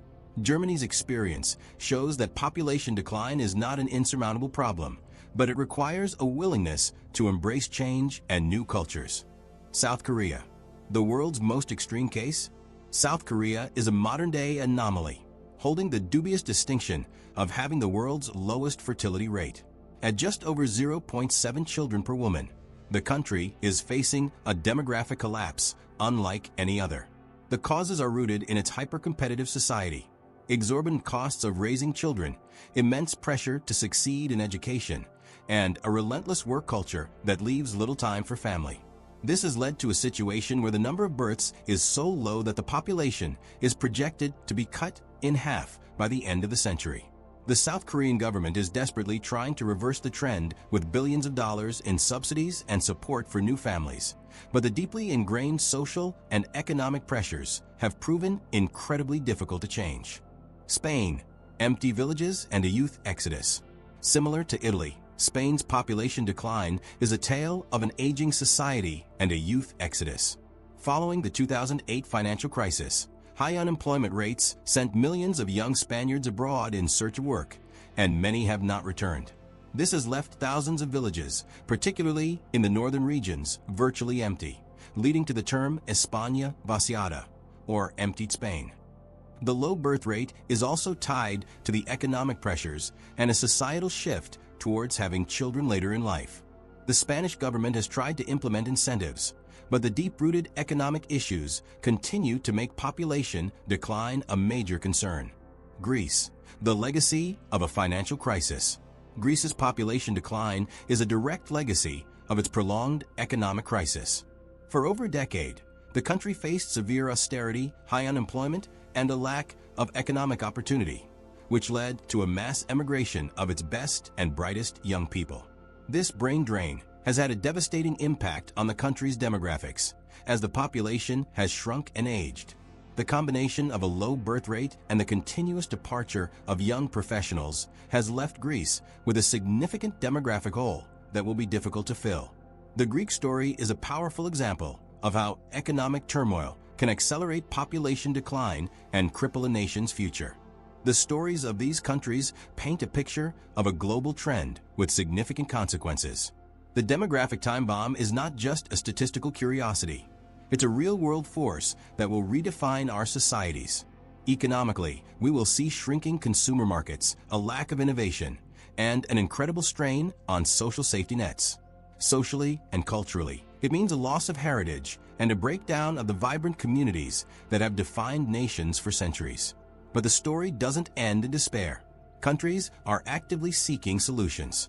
Some, like Germany, have embraced immigration as a way to replenish their workforce and revitalize their societies. Others, like Japan, are investing heavily in automation and robotics, preparing for a future where machines do the work that a shrinking human workforce can no longer do.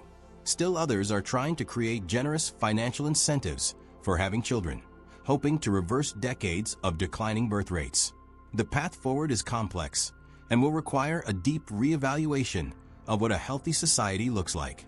It may not mean a return to rapid population growth, but it will mean adapting to a new reality, one where nations must find a way to maintain their economic and cultural vitality with fewer people.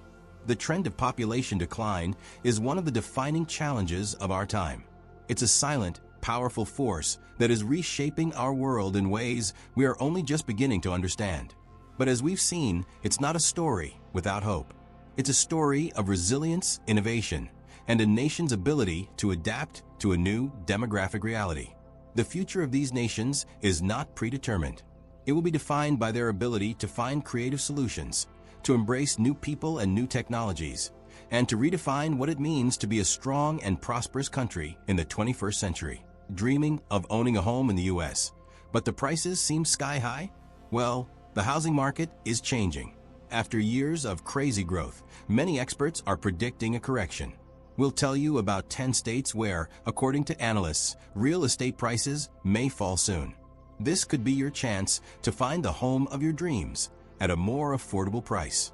Let's get started. To compile this ranking, we analyzed key economic and market indicators that point to a potential cooling of the real estate market. This is not a precise forecast, but rather an analysis of risk factors that could lead to price drops. Our analysis is based on 4 main criteria. Market overheating. Did the state experience overly rapid and unsustainable price growth between 2020 to 2023? The sharper the spike, the higher the likelihood of a correction. Increased inventory. Is the number of homes on the market growing? When supply exceeds demand, sellers are forced to lower prices. Population outflow. Have people started to leave the state? Migration flows are a key indicator of economic health and housing demand. Economic vulnerability. Is the state's economy dependent on a single industry, or is there a slowdown in job growth? Rising unemployment and economic instability directly affect purchasing power. Nevada. Primary reason. Excessive reliance on tourism and rapid price growth not supported by a stable economy. Nevada, and especially Las Vegas, is a prime example of a state where the economy is highly dependent on a single industry, tourism. During the pandemic, when travel stopped, the state's economy took a big hit. Although the tourism sector has since recovered, the real estate market in major Nevada cities, like Las Vegas and Reno, experienced a sharp price increase driven by an influx of buyers from more expensive states like California. However, this influx is now slowing down. Analysts note that real estate values in Nevada have risen so much that they have surpassed local purchasing power. According to market data, the number of properties for sale is increasing, and the average number of days a house stays on the market is growing. These are signs that demand is weakening, and sellers may have to lower prices to close a deal. Some experts predict that prices could fall by 5 to 8% over the next year. This decline could become an opportunity for investors and buyers looking for homes at lower prices. Oregon, particularly its largest city, Portland, was a magnet for migrants for many years, especially from California. This led to significant housing price growth. However, the situation has started to change. According to recent data, Oregon is among the top 10 states with the largest net population outflow. People are leaving due to high taxes, the rising cost of living, and some social issues in the major cities. Furthermore, the technology sector, a vital part of Oregon's economy, is undergoing a period of slowdown and layoffs. This directly impacts the real estate market, as fewer people with high salaries are moving to the state. As supply increases and demand decreases, experts believe that housing prices in Oregon could begin to decline. This will most affect the suburbs of Portland and other cities where prices grew the fastest. Texas is a state that experienced a real estate boom during the pandemic thanks to a massive influx of people and corporations from other states, particularly California. Lower taxes, no personal income tax, and a generally lower cost of living attracted millions of new residents. This led to soaring prices. However, the construction industry in Texas responded to this demand incredibly quickly, leading to overbuilding. Now, the real estate market in Texas is characterized by a high number of new homes waiting for buyers. In cities like Austin, Dallas, and Houston, the number of new properties for sale has reached record highs. This creates a supply surplus, forcing developers and sellers to lower prices, offer bonuses, and other incentives to attract buyers. Analysts believe that Texas is one of the first states where the bubble will begin to deflate and prices could fall by 5 to 10%. This creates a great opportunity for those who have dreamed of owning a home in Texas but couldn't afford one before. Utah is another prime example of the coronavirus real estate boom. Thanks to remote work and the desire to live in states with good nature and low crime rates, many families moved to Utah. This led to an incredible increase in housing prices, especially in Salt Lake City and its surrounding areas. From 2020 to 2023, prices rose by over 50%, one of the highest rates in the country. However, this boom proved unsustainable. High prices are deterring potential buyers, and rising mortgage rates have made housing unaffordable for many local residents. According to recent data, Utah is showing a significant increase in housing supply on the market, and the time it takes to sell a home has increased. Experts believe that the real estate market in Utah is overvalued and that prices must fall to return to more realistic levels. This creates a unique opportunity for those who hope to find a home in this scenic state but couldn't compete with buyers from other regions. Ohio is an example of a state where real estate prices may fall not because of a bubble, but due to fundamental economic problems. Ohio never experienced the same rapid growth as Florida or Texas, but its economy, which traditionally relies on heavy industry, is showing signs of stagnation. Job growth is slowing down, which directly affects the real estate market. When there are no new jobs, there are no new people to buy homes. Additionally, Ohio is one of the states experiencing a small but steady population outflow. Despite relatively low housing prices, the lack of sufficient economic opportunities forces young professionals to seek better prospects elsewhere. This leads to weak demand for real estate, which, combined with the current level of supply, could lead to a decline in prices. This drop will be more gradual, but it could be an opportunity for investors looking for long-term investments at low prices. Colorado, and especially Denver, has been one of the most attractive real estate markets in the U.S. for many years. Thanks to its beautiful nature, developed tech industry, and high quality of life, the state attracted many new residents. This led to extremely high housing prices.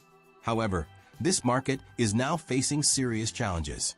High prices and high mortgage rates have made housing almost unaffordable for many local residents. This has led to a sharp increase in the number of homes on the market. According to analysis, inventory has grown by 30 to 40% over the past year. When supply grows so rapidly and demand weakens, prices have to correct. Experts predict that real estate prices in Colorado could fall by 5% or more. This correction is healthy for the market, as it will allow prices to return to more realistic values, making housing more accessible to local residents. Idaho, and especially Boise, is one of the clearest examples of a real estate bubble that emerged during the pandemic. Before 2020, Idaho was a relatively affordable state that attracted people looking for cheap housing. However, when remote work became the norm, millions of Americans from expensive states like California started moving to Idaho. This caused a frenzy, and real estate prices in Boise grew by almost 70% in 2 years. Prices rose so fast that local purchasing power couldn't keep up. According to analysts, the real estate market in Idaho is one of the most overvalued in the U.S. Now, the situation is changing. The number of properties on the market is increasing, and prices are starting to fall. This is a healthy correction that should return the market to a more stable state. Experts predict that prices could fall by 10% or more. This is a huge opportunity for those who hope to invest in real estate in this scenic state. Arizona is another example of a hot market that is beginning to cool down. The state, particularly the cities of Phoenix and Tucson, experienced significant housing price growth driven by mass migration and the state's rising popularity. A mild climate, relatively low taxes, and economic opportunities attracted millions of people. However, the construction industry responded to this demand, leading to overbuilding. Now, the real estate market in Arizona is facing two problems: a surplus of supply and a decrease in demand. High mortgage rates are deterring many buyers, and the massive construction of new homes creates competition among sellers. This forces developers to lower prices, offer discounts, and other incentives to attract buyers. Experts predict that real estate prices in Arizona could fall by 5 to 8%, which would allow the market to stabilize. Washington, and especially Seattle, is the epicenter of the American technology industry. For a long time, the arrival of highly paid professionals from Microsoft, Amazon, and other companies fueled a frenzy of housing price growth. In recent years, real estate prices in Seattle have reached some of the highest levels in the country. However, the market is now facing the consequences of a slowdown in the tech sector. Job cuts, hiring freezes, and the departure of some employees are affecting housing demand. According to market data, inventory is increasing and the number of sales is decreasing. This is leading to a drop in prices. Although the real estate market in Washington remains strong, it is no longer as hot as it once was. experts believe that prices could decline by 5% or more. This is good news for those who dreamed of a home in a tech hub but couldn't afford one. Florida is the state that, according to analysts, will face the biggest drop in real estate prices. During the pandemic, the state experienced an unprecedented boom driven by a massive influx of people from other regions. Affordable prices, no state income tax, and a warm climate attracted millions of people. However, this boom proved unsustainable. Now Florida is facing three main problems. High market overvaluation. In recent years, prices have risen so much that they have exceeded local purchasing power. This has created a classic bubble. Insurance issues. The cost of flood and hurricane insurance has increased several times over, making homeownership in Florida extremely expensive. This is deterring many buyers. Overbuilding. The construction industry responded to demand, and now the market is flooded with new homes waiting for buyers. Analysts predict that real estate prices in Florida could fall by 10 to 15% or even more. This could be a real opportunity for investors, but also a challenge for sellers. This decline will be painful, but it is necessary for market stabilization. So, you've seen the 10 states where the real estate market, according to analysts, is beginning to cool down. But what does this mean for you? First, don't panic. A drop in prices doesn't mean the market is completely collapsing. It's just a correction that is necessary after years of crazy growth. For many, this is good news. If you were in the market but couldn't afford a home, you now have a chance. This could be the perfect time to enter the market, especially if you are ready for a long-term investment. Second, do your own research. Although our analysis is based on data, the real estate market is very local. Prices can fall in one city but rise in another. Pay attention to the specific cities you're interested in and analyze local trends. See what industries are key to the city's economy, whether employment is growing, and if new homes are being built. Third, work with professionals. Working with an experienced real estate agent is key.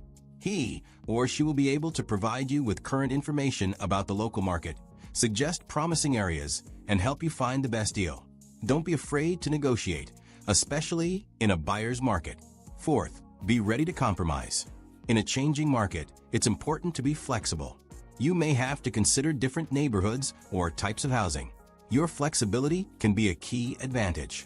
Dream of a new life, of boundless opportunities, vibrant culture, and a fresh start? For millions worldwide, the ultimate symbol of this dream is just one thing: the U.S. green card. It's more than a piece of plastic. It's a golden key unlocking permanent residency, the path to citizenship, and a future in the United States of America. But let's be honest, in 2025, actually getting a green card feels like winning the lottery, right? A bureaucratic maze, endless queues, and overwhelming competition. You might be thinking, is there any way to make this easier? Do some countries truly have a higher chance? Today, we're cutting through the noise and dispelling the myths. We're going to reveal the legitimate pathways, explain the real luck factors, and yes, identify the countries with the highest chance to move to the USA in 2025. This isn't a shortcut to breaking the law, but a deep dive into the legal avenues that offer statistically better odds for certain nationalities. If the American dream is calling your name, and you want to understand the true strategies to make it a reality, stay with us. Let's get one thing straight from the outset. Securing a U.S. green card is never truly easy, in the sense of being simple, quick, or guaranteed. It's a complex legal immigration process governed by strict laws and quotas. The U.S. immigration system is designed to be highly regulated, focusing on family reunification, skilled labor, and diversity. When we talk about easier or highest chance, we're not talking about loopholes or secret backdoors. We're talking about statistical probabilities within established legal frameworks. These probabilities are heavily influenced by your nationality, your family connections, your professional skills, and sometimes simply luck. The green card, formerly known as a permanent resident card, grants foreign nationals the right to permanently live and work in the United States. It's a coveted document because it offers stability, access to jobs, social services, and eventually, the opportunity to apply for U.S. citizenship. The primary avenues to obtaining a green card are family-based. Sponsorship by a U.S. citizen or lawful permanent resident, LPR relative. Employment-based. Sponsorship by a U.S. employer for skilled workers, professionals, or investors. Diversity Visa, DV Lottery. A lottery program designed to diversify the immigrant population, open to individuals from countries with historically low rates of immigration to the U.S. Asylum and refugee status for individuals fleeing persecution in their home countries. Special programs. Less common pathways for specific categories like abused spouses, crime victims, or certain long-term residents. If you're looking for a pathway where your country of origin directly influences your chance, the Diversity Immigrant Visa Program, commonly known as the DV Lottery or Green Card Lottery, is precisely that. This program annually makes 55,000 green cards available to individuals from countries with historically low rates of immigration to the United States. Its goal is to diversify the immigrant population in the U.S. How does it work? Each year, the U.S. Department of State runs a random drawing. Millions of people apply from eligible countries, and a certain number of winners are selected. Being selected, however, does not guarantee a green card. It simply gives you the opportunity to apply for one, provided you meet strict eligibility requirements. Given the annual variability of the DV Lottery eligibility list, it's safer to discuss regions and types of countries that generally remain eligible due to their lower historical immigration rates to the U.S. This information is based on consistent patterns over many years. Africa, the highest allocation region. The African continent consistently receives the largest share of diversity visas.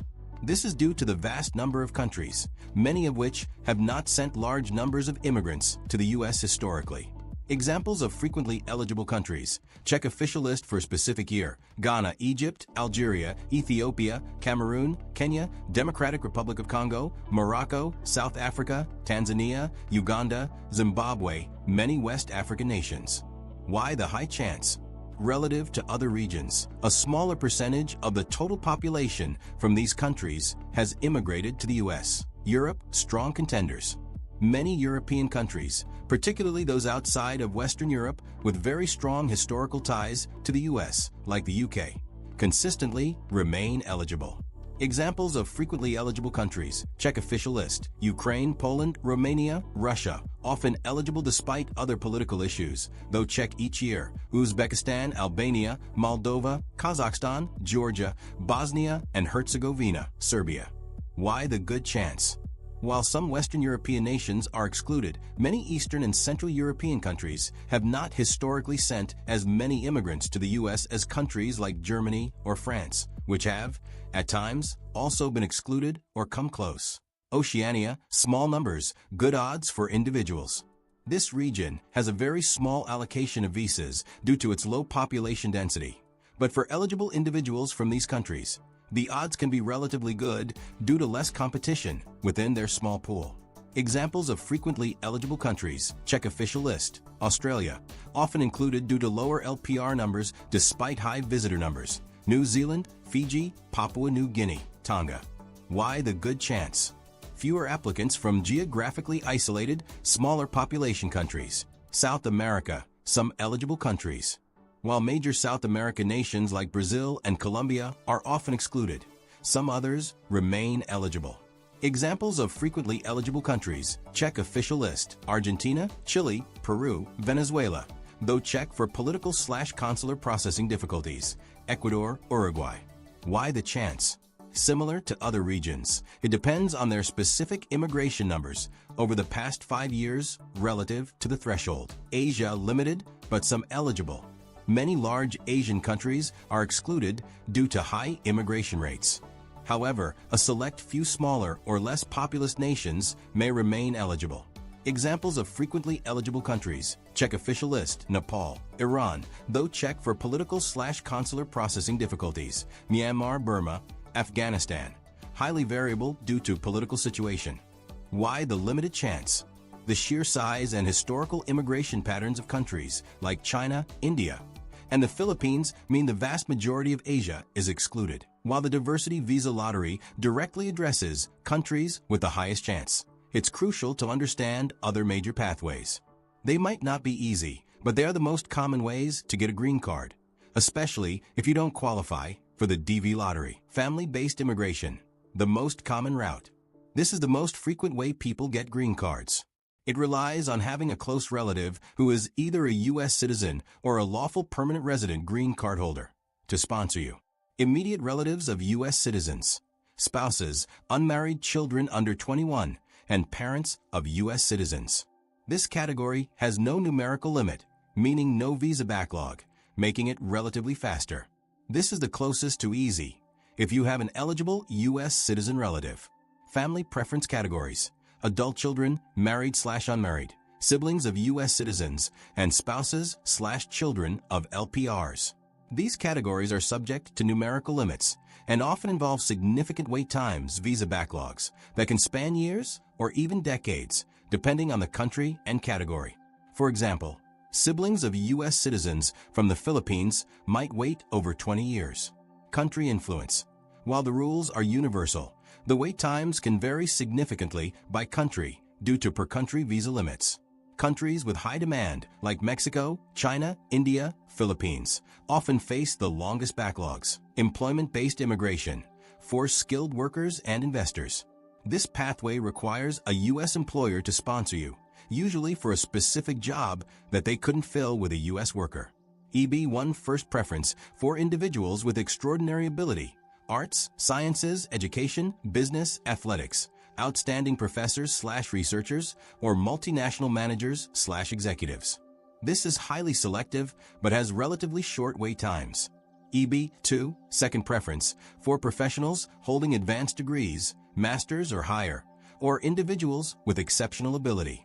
Sometimes a national interest waiver (NIW) can bypass the employer sponsor if the work is in the U.S. national interest. EB-3 third preference for skilled workers, requiring at least 2 years of experience or training, professionals, bachelor's degree, and other workers, unskilled labor. This category often has significant backlogs, especially for certain countries. EB-4 fourth preference for special immigrants, including religious workers, certain broadcasters, and others. EB-5 fifth preference, immigrant investor program. This is the investment green card.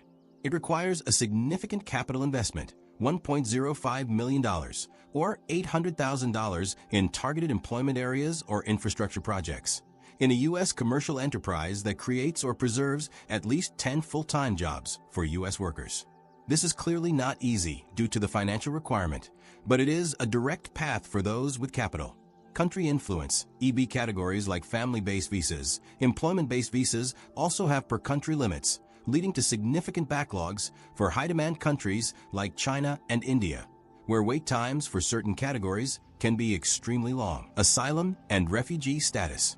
Individuals who are physically present in the U.S. or at a port of entry and can demonstrate a well-founded fear of persecution in their home country due to race, religion, nationality, political opinion, or membership in a particular social group can apply for asylum. Refugees apply from outside the U.S. After 1 year of being granted asylum or refugee status, individuals can apply for a green card. This is a crucial humanitarian pathway, but is highly individual dependent and not a general easy route for everyone. The dream of living in the United States remains powerful, drawing millions globally. While the path to a green card is rarely easy, understanding the legitimate avenues and the statistical realities can significantly increase your chances. The Diversity Visa Lottery truly offers a unique opportunity for individuals from eligible countries to enter the U.S. on a pathway not tied to family or employment. But remember, it is just one piece of a much larger, intricate puzzle. Whether through family ties, skilled work, investment, or the luck of the draw, each successful green card story is a testament to perseverance and careful adherence to the law. If the American dream calls to you, do your research, stay informed about the latest regulations for 2025 and beyond, and consider seeking professional guidance. Your journey to a new life in the U.S. begins with knowledge and preparation. Dreaming of a job that lets you live comfortably and secure your future? It might be time to think about moving. Today, we're revealing the 10 countries with the highest salaries for expats in 2025. Our ranking isn't just about income, it's about the cost of living, taxes, and overall quality of life. This is your guide to a high-paying and happy life. Let's get started. To create this ranking, we used a unique methodology that considers not only the average salary, but also real purchasing power. After all, earning $1 million where a bottle of water costs $100 isn't very profitable. We took into account the following factors. Average annual expat salary, 2025 estimate. This is the main indicator showing how much, on average, foreign specialists earn. Cost of living. We considered the prices for housing, rent, groceries, transportation, and leisure. Tax burden. What's important is not the gross income, but how much money you have left in your hands. Key industries. We identified the sectors where the demand for foreign specialists is highest. Quality of life. This is a subjective but very important factor, including access to healthcare, education, safety, and cultural opportunities. The data we provide is an estimate for 2025 and may vary depending on your qualifications and industry, but they will give you an idea of the potential that awaits you abroad. Our list opens with Germany, a country known for its economic stability, engineering excellence, and strong social protection. This is not a country where you will become a millionaire overnight, but it offers consistently high incomes and an excellent quality of life. Average salary, approximately 85,000 to 120,000 euros per year. In fields such as engineering, IT, finance, and the automotive industry, salaries can be significantly higher. Germany has a progressive tax system, so your real income will depend on the tax rate and your family status. Key industries. Automotive industry. Germany is the home of giants like BMW, Mercedes-Benz, and Volkswagen. Engineers, project managers, and researchers are in high demand here. Mechanical engineering and engineering. The country has many high-tech factories and manufacturing plants that require qualified specialists. Finance. Frankfurt is one of the largest financial centers in Europe. Bankers, analysts, and financial consultants can count on high salaries. IT and technology. Berlin and Munich are becoming new tech hubs where the demand for developers, data analysts, and cybersecurity specialists is constantly growing. Cost of living. While it's higher than in many other European countries, it's not as high as in Switzerland or Norway. Renting a home, especially in large cities, can be expensive, but access to quality public transport and a good healthcare system compensates for this. Quality of life. The quality of life in Germany is one of the highest in the world. An excellent healthcare system, accessible and high-quality education, well-developed infrastructure, and a large number of cultural and natural sites make it an ideal place to live. Germany offers a balanced lifestyle with an emphasis on work-life balance. Conclusion. Germany is a country for those who seek stability, professional development, and a high quality of life, rather than just an instant financial explosion.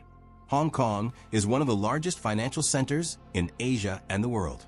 It is known for its extremely high salaries, especially in the field of finance. Average salary. Expats can expect an average salary of $90,000 to $150,000 USD per year, and more in higher positions. The main advantage of Hong Kong is the low tax rate, which means you have significantly more money left than in many other countries. Key industries. Finance and banking. Hong Kong is home to a myriad of international banks, investment funds, and financial institutions. It is the best place for investment bankers, analysts, and traders. Technology and IT. Thanks to its close ties with mainland China, Hong Kong is an important hub for tech companies. The demand for software developers, cybersecurity specialists, and blockchain experts is very high. Due to Hong Kong's special legal status, expat lawyers specializing in international law and finance receive very high salaries. This is probably the biggest drawback of Hong Kong. The cost of living here is extremely high, especially rent. An apartment in the center can cost a fortune, and most expats live in very small apartments. Other expenses, such as food and transport, are also very high. Due to the high population density and fast pace of life, the quality of life can be stressful. However, Hong Kong offers a rich culture, delicious cuisine, vibrant nightlife, and easy access to great hiking trails and beaches. The public transportation system here is one of the best in the world. Hong Kong is a choice for those who are willing to sacrifice space and tranquility for high incomes, career growth, and a busy life in Asia's financial center.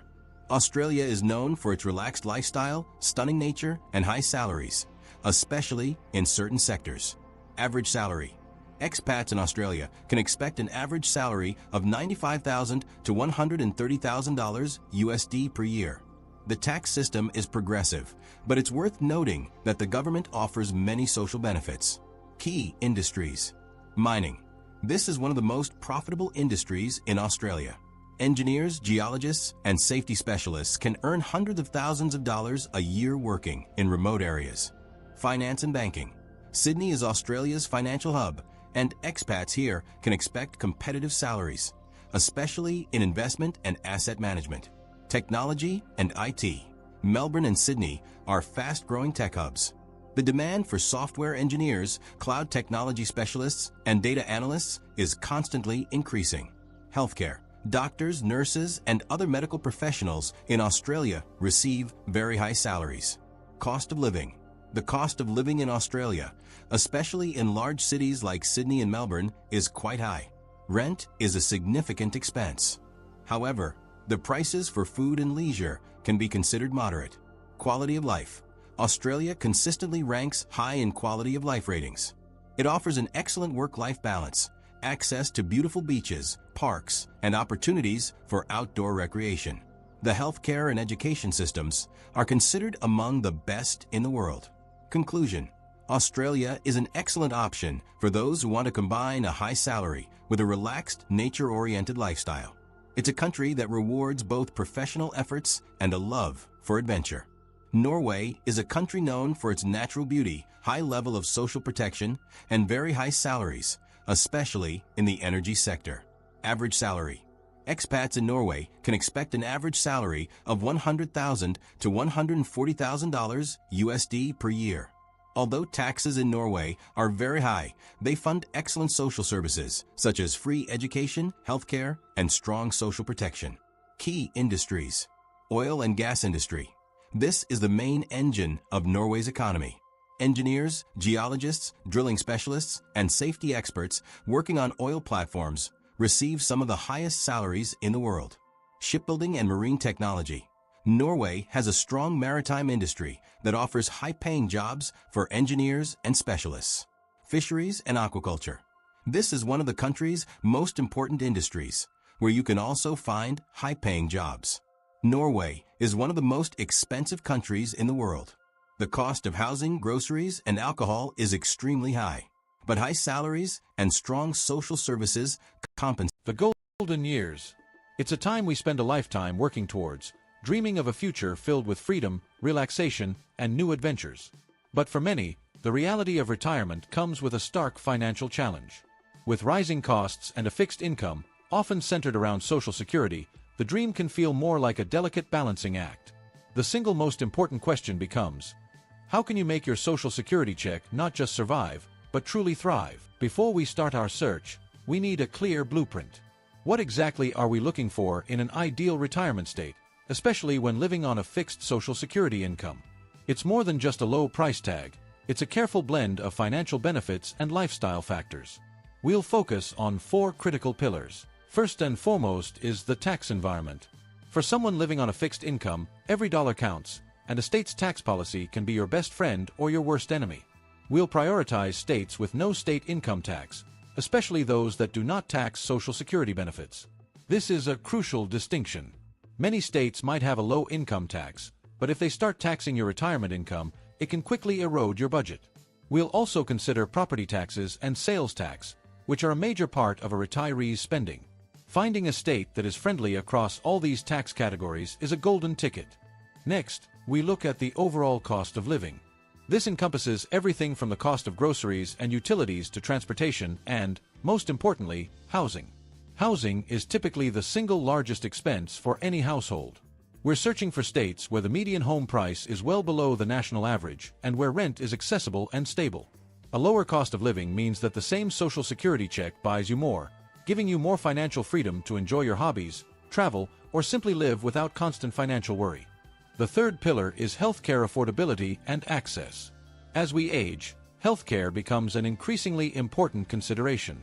A state might be cheap to live in, but if health insurance premiums are sky high or quality care is difficult to access, it defeats the purpose. We'll look for states that not only have a robust healthcare system but also a manageable cost for medical services and prescription drugs. A healthy retirement is a happy retirement, and finding a place that supports your well-being is non-negotiable. Finally, we consider the lifestyle and quality of life. Retirement isn't just about managing a budget, it's about enjoying life. This factor is more personal, but we can look at some key indicators: a comfortable climate, access to natural beauty and recreational activities, a strong sense of community, and a lower crime rate. Whether you dream of a quiet life in the mountains, a warm day on a golf course, or a friendly neighborhood where you know your neighbors, the ideal state should offer the environment that allows you to thrive. Our first stop is the classic retirement haven, Florida. The Sunshine State isn't just a cliché, it's a financial powerhouse for retirees. Its most significant benefit is its tax environment. Florida has no state income tax, which means your Social Security benefits are completely untouched by state taxes. Furthermore, it has no estate or inheritance tax, providing financial security for your loved ones. Beyond the taxes, Florida's cost of living is manageable, especially in its more inland or northern regions. While coastal areas like Miami and Naples can be expensive, cities like Gainesville, Ocala, or areas along the Gulf Coast offer a much more affordable lifestyle. The state's healthcare system is extensive, with a high concentration of specialists due to its large senior population. And of course, the lifestyle is defined by year-round warm weather, a vibrant culture, and unparalleled access to beaches, fishing, and golf. The primary trade-offs are the high humidity, the constant threat of hurricanes, and the potential for tourist-driven crowds in some areas. But for many, the financial benefits and sunny skies make these trade-offs well worth it. Next, we head west to the massive state of Texas. Everything is bigger in Texas, including the financial benefits for retirees. Like Florida, Texas has no state income tax, so your Social Security is completely shielded. The cost of living in Texas, particularly in its sprawling suburban and rural areas, is notably below the national average.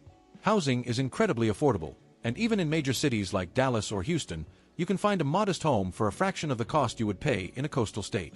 This affordability extends to groceries, transportation, and utilities. The state's healthcare system is large and diverse, with major medical centers in its major cities. And the lifestyle offers something for everyone, from the vibrant culture of Austin to the quiet, desert beauty of West Texas. The downsides are the extreme summer heat and the sprawling nature of its cities, which can require a lot of driving. But for those who value low costs and big spaces, Texas is a fantastic choice. Let's now travel to the heart of the South to a true hidden gem, Tennessee. The volunteer state has become a top destination for retirees seeking a balance of affordability, natural beauty, and a friendly community. Tennessee, like Florida and Texas, has no state income tax, which is the primary financial draw. This zero income tax policy means your Social Security, pensions, and other retirement income are not taxed by the state.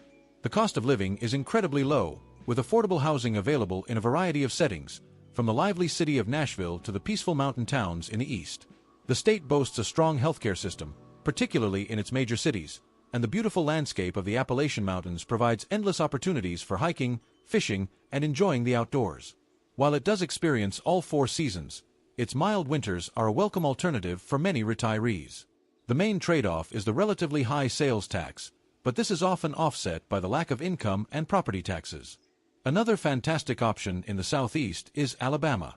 The Yellowhammer State offers a quiet, slow-paced lifestyle with some of the most affordable living costs in the entire nation. Alabama is incredibly retiree-friendly from a tax perspective. Not only does it have a relatively low cost of living, but it also does not tax Social Security benefits, which is a huge advantage. Housing is exceptionally affordable, with a median home price well below the national average. This means a retiree's budget can go much further, whether they choose to buy a home or rent. The state's climate is warm and humid, with a long growing season that appeals to gardeners. For those who enjoy a laid-back lifestyle, southern hospitality, and access to beautiful beaches along the Gulf Coast without the price tag of Florida, Alabama is an excellent, and often overlooked, choice. Moving back to the Great Plains, we find a couple of surprising contenders that offer an entirely different kind of retirement experience: Wyoming and South Dakota. These two states, often called tax havens, have built a reputation for financial freedom for retirees. Both states have no state income tax, which is their main financial appeal. They also have no corporate income tax, which has helped create robust state economies despite low populations. The cost of living is very low, especially in the more rural areas, and they boast some of the lowest property tax rates in the nation. This makes owning a home incredibly affordable. The trade-offs for this financial freedom are significant. Both states have cold, long winters and sparse populations. Healthcare access can be a challenge in the more remote areas. But for a retiree who values solitude, a connection to nature, and an incredibly low tax burden, these states offer a unique and financially rewarding path to retirement. Finally, we must also consider a few states that offer a great balance. Georgia and North Carolina, for instance, both offer a warm climate, beautiful scenery, and a manageable cost of living.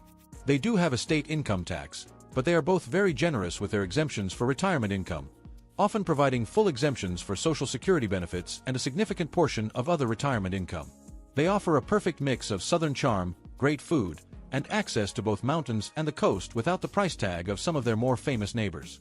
As we've seen, the best state is a personal choice, and even the most affordable havens have their trade-offs. The low cost of living in some areas might come with fewer amenities, a smaller job market, or less diverse cultural offerings. Similarly, the glorious weather of Florida comes with the risk of hurricanes, while the low taxes of Wyoming come with the challenge of a harsh winter.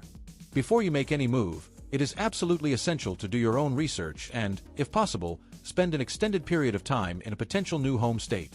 Renting a house or an apartment for a few months in a specific area can give you a true feel for the community, the weather, and the lifestyle. A state might look perfect on paper, but only you can decide if it feels right in person. It's also crucial to consult with a financial advisor or a tax professional who understands the specific tax laws of both your current state and the state you are considering moving to. This will help you fully understand the financial implications of your move, including things like pension tax, sales tax, and property tax, which can vary wildly even within the same state. A little bit of research and professional advice can prevent a major financial mistake down the road. In the end, the key to a successful retirement on Social Security is not to chase a single magical, best state. It's about finding the state that perfectly aligns with your financial needs and your personal dreams. The states we've explored today, from the sunny shores of Florida to the rugged beauty of Wyoming, offer real, tangible solutions to the financial challenges of retirement. They prove that with careful planning and a willingness to explore, your golden years can be exactly what you've always hoped for: a time of peace, adventure, and financial freedom.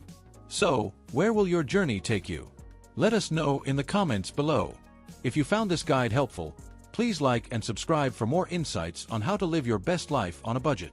Thanks for watching, and here's to a happy and prosperous retirement. The American dream is built on a foundation of prosperity, stability, and the promise of a secure future. For generations, that security has been anchored by the state you call home, a source of jobs, education, and essential public services. But what if that foundation is starting to crack?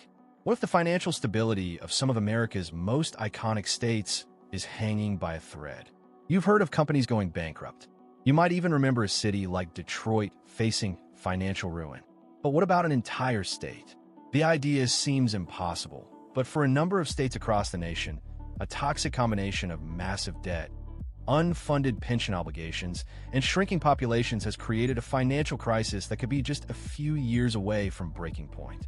Today, we're going beyond the headlines to explore 10 states that could go bankrupt in the next 5 years. We're not talking about a collapse overnight, but a steady erosion of fiscal health that could lead to a severe and unprecedented crisis. This isn't just a story about numbers. It's a story about the future of millions of Americans, the quality of their schools, the safety of their streets, and the promise of a secure retirement. To understand which states are on the financial brink, we first have to know what we're looking for. A state can't officially go bankrupt in the same way a person or a company can. There's no federal law or formal process to declare state-level bankruptcy. However, a state can become functionally insolvent, a term that means it can no longer meet its financial obligations without resorting to extreme and painful measures. The single biggest factor pushing many states toward this edge is unfunded pension liabilities. This is money that a state's government has promised to its public workers, teachers, firefighters, police officers for their retirement, but it hasn't set aside enough money to pay for it. Think of it as a massive, long-term credit card bill that just keeps growing. For some states, this debt runs into the hundreds of billions of dollars, and it's a promise that taxpayers are on the hook to keep. Another major red flag is a high debt per capita. This is a simple metric. Take a state's total debt and divide it by the number of people living there. A high number suggests that the burden of the state's financial mismanagement is being passed directly down to its citizens. We also have to consider economic stagnation and population decline. A state's revenue relies on taxes from its citizens and businesses. If a state is losing residents, especially high-income earners, its tax base shrinks. At the same time, it still has to pay for its existing obligations, creating a deeper and deeper budget hole. Finally, relying too heavily on a single industry can be a dangerous gamble. While a boom can bring in massive revenue, a bust can leave the state's budget in free fall with no safety net to fall back on. With these red flags in mind, let's explore the 10 states that face the most serious financial risks in the coming years. Illinois is often cited as the poster child for state fiscal irresponsibility. The primary reason? Its staggering pension debt. Analysts estimate the state's unfunded pension liabilities are somewhere in the range of $140 billion. But some argue the true number is much higher, potentially reaching $500 billion when all long-term obligations are counted. The state constitution makes it nearly impossible to cut pension benefits, leaving lawmakers with a grim choice. Either drastically raise taxes or slash funding for essential services like education, infrastructure, and healthcare. This fiscal mess has contributed to a steady exodus of residents, further eroding the state's tax base and trapping it in a dangerous cycle. Just across the Hudson from New York City, New Jersey faces its own set of gargantuan financial problems. Like Illinois, its largest fiscal issue is unfunded public employee pensions. The state has consistently failed to make its full pension payments, kicking the can down the road and allowing the debt to balloon. This, combined with some of the highest property taxes in the nation, has led to a significant outmigration of residents, particularly retirees and young families. The state's reliance on its aging public sector and its high cost of living are a potent mix, leaving little room for error in an economic downturn. At first glance, it seems absurd to put California on this list. It is the world's fifth largest economy and a hub of innovation. But California's financial health is more volatile than it appears. The state has a massive and growing debt, particularly in its unfunded teacher pension fund, which is the largest in the country. A significant portion of its tax revenue comes from a small number of extremely wealthy individuals, making its budget highly vulnerable to swings in the stock market. A sharp market correction or a significant downturn could crater the state's tax revenues, leading to a swift and severe budget crisis. Kentucky is home to one of the most underfunded pension systems in the United States. Its pension debt is so severe that it is often referred to as a five-alarm fire. For decades, the state failed to adequately fund its promises to public workers, leading to a situation where the debt has grown exponentially. The problem is so dire that even drastic measures, like increasing taxes or cutting services, may not be enough to fix it without a major financial intervention. The state's fiscal problems cast a long shadow over its ability to attract new businesses and talent, trapping it in a cycle of limited economic growth. Massachusetts is another state with a massive economy and a huge debt problem. It holds one of the highest debt per capita figures in the nation. While the state's tax revenues from the booming tech and biotech sectors are strong, its long-term liabilities, particularly in retiree healthcare, are staggering. The state has accumulated tens of billions of dollars in promises to retirees that it has no way to pay for.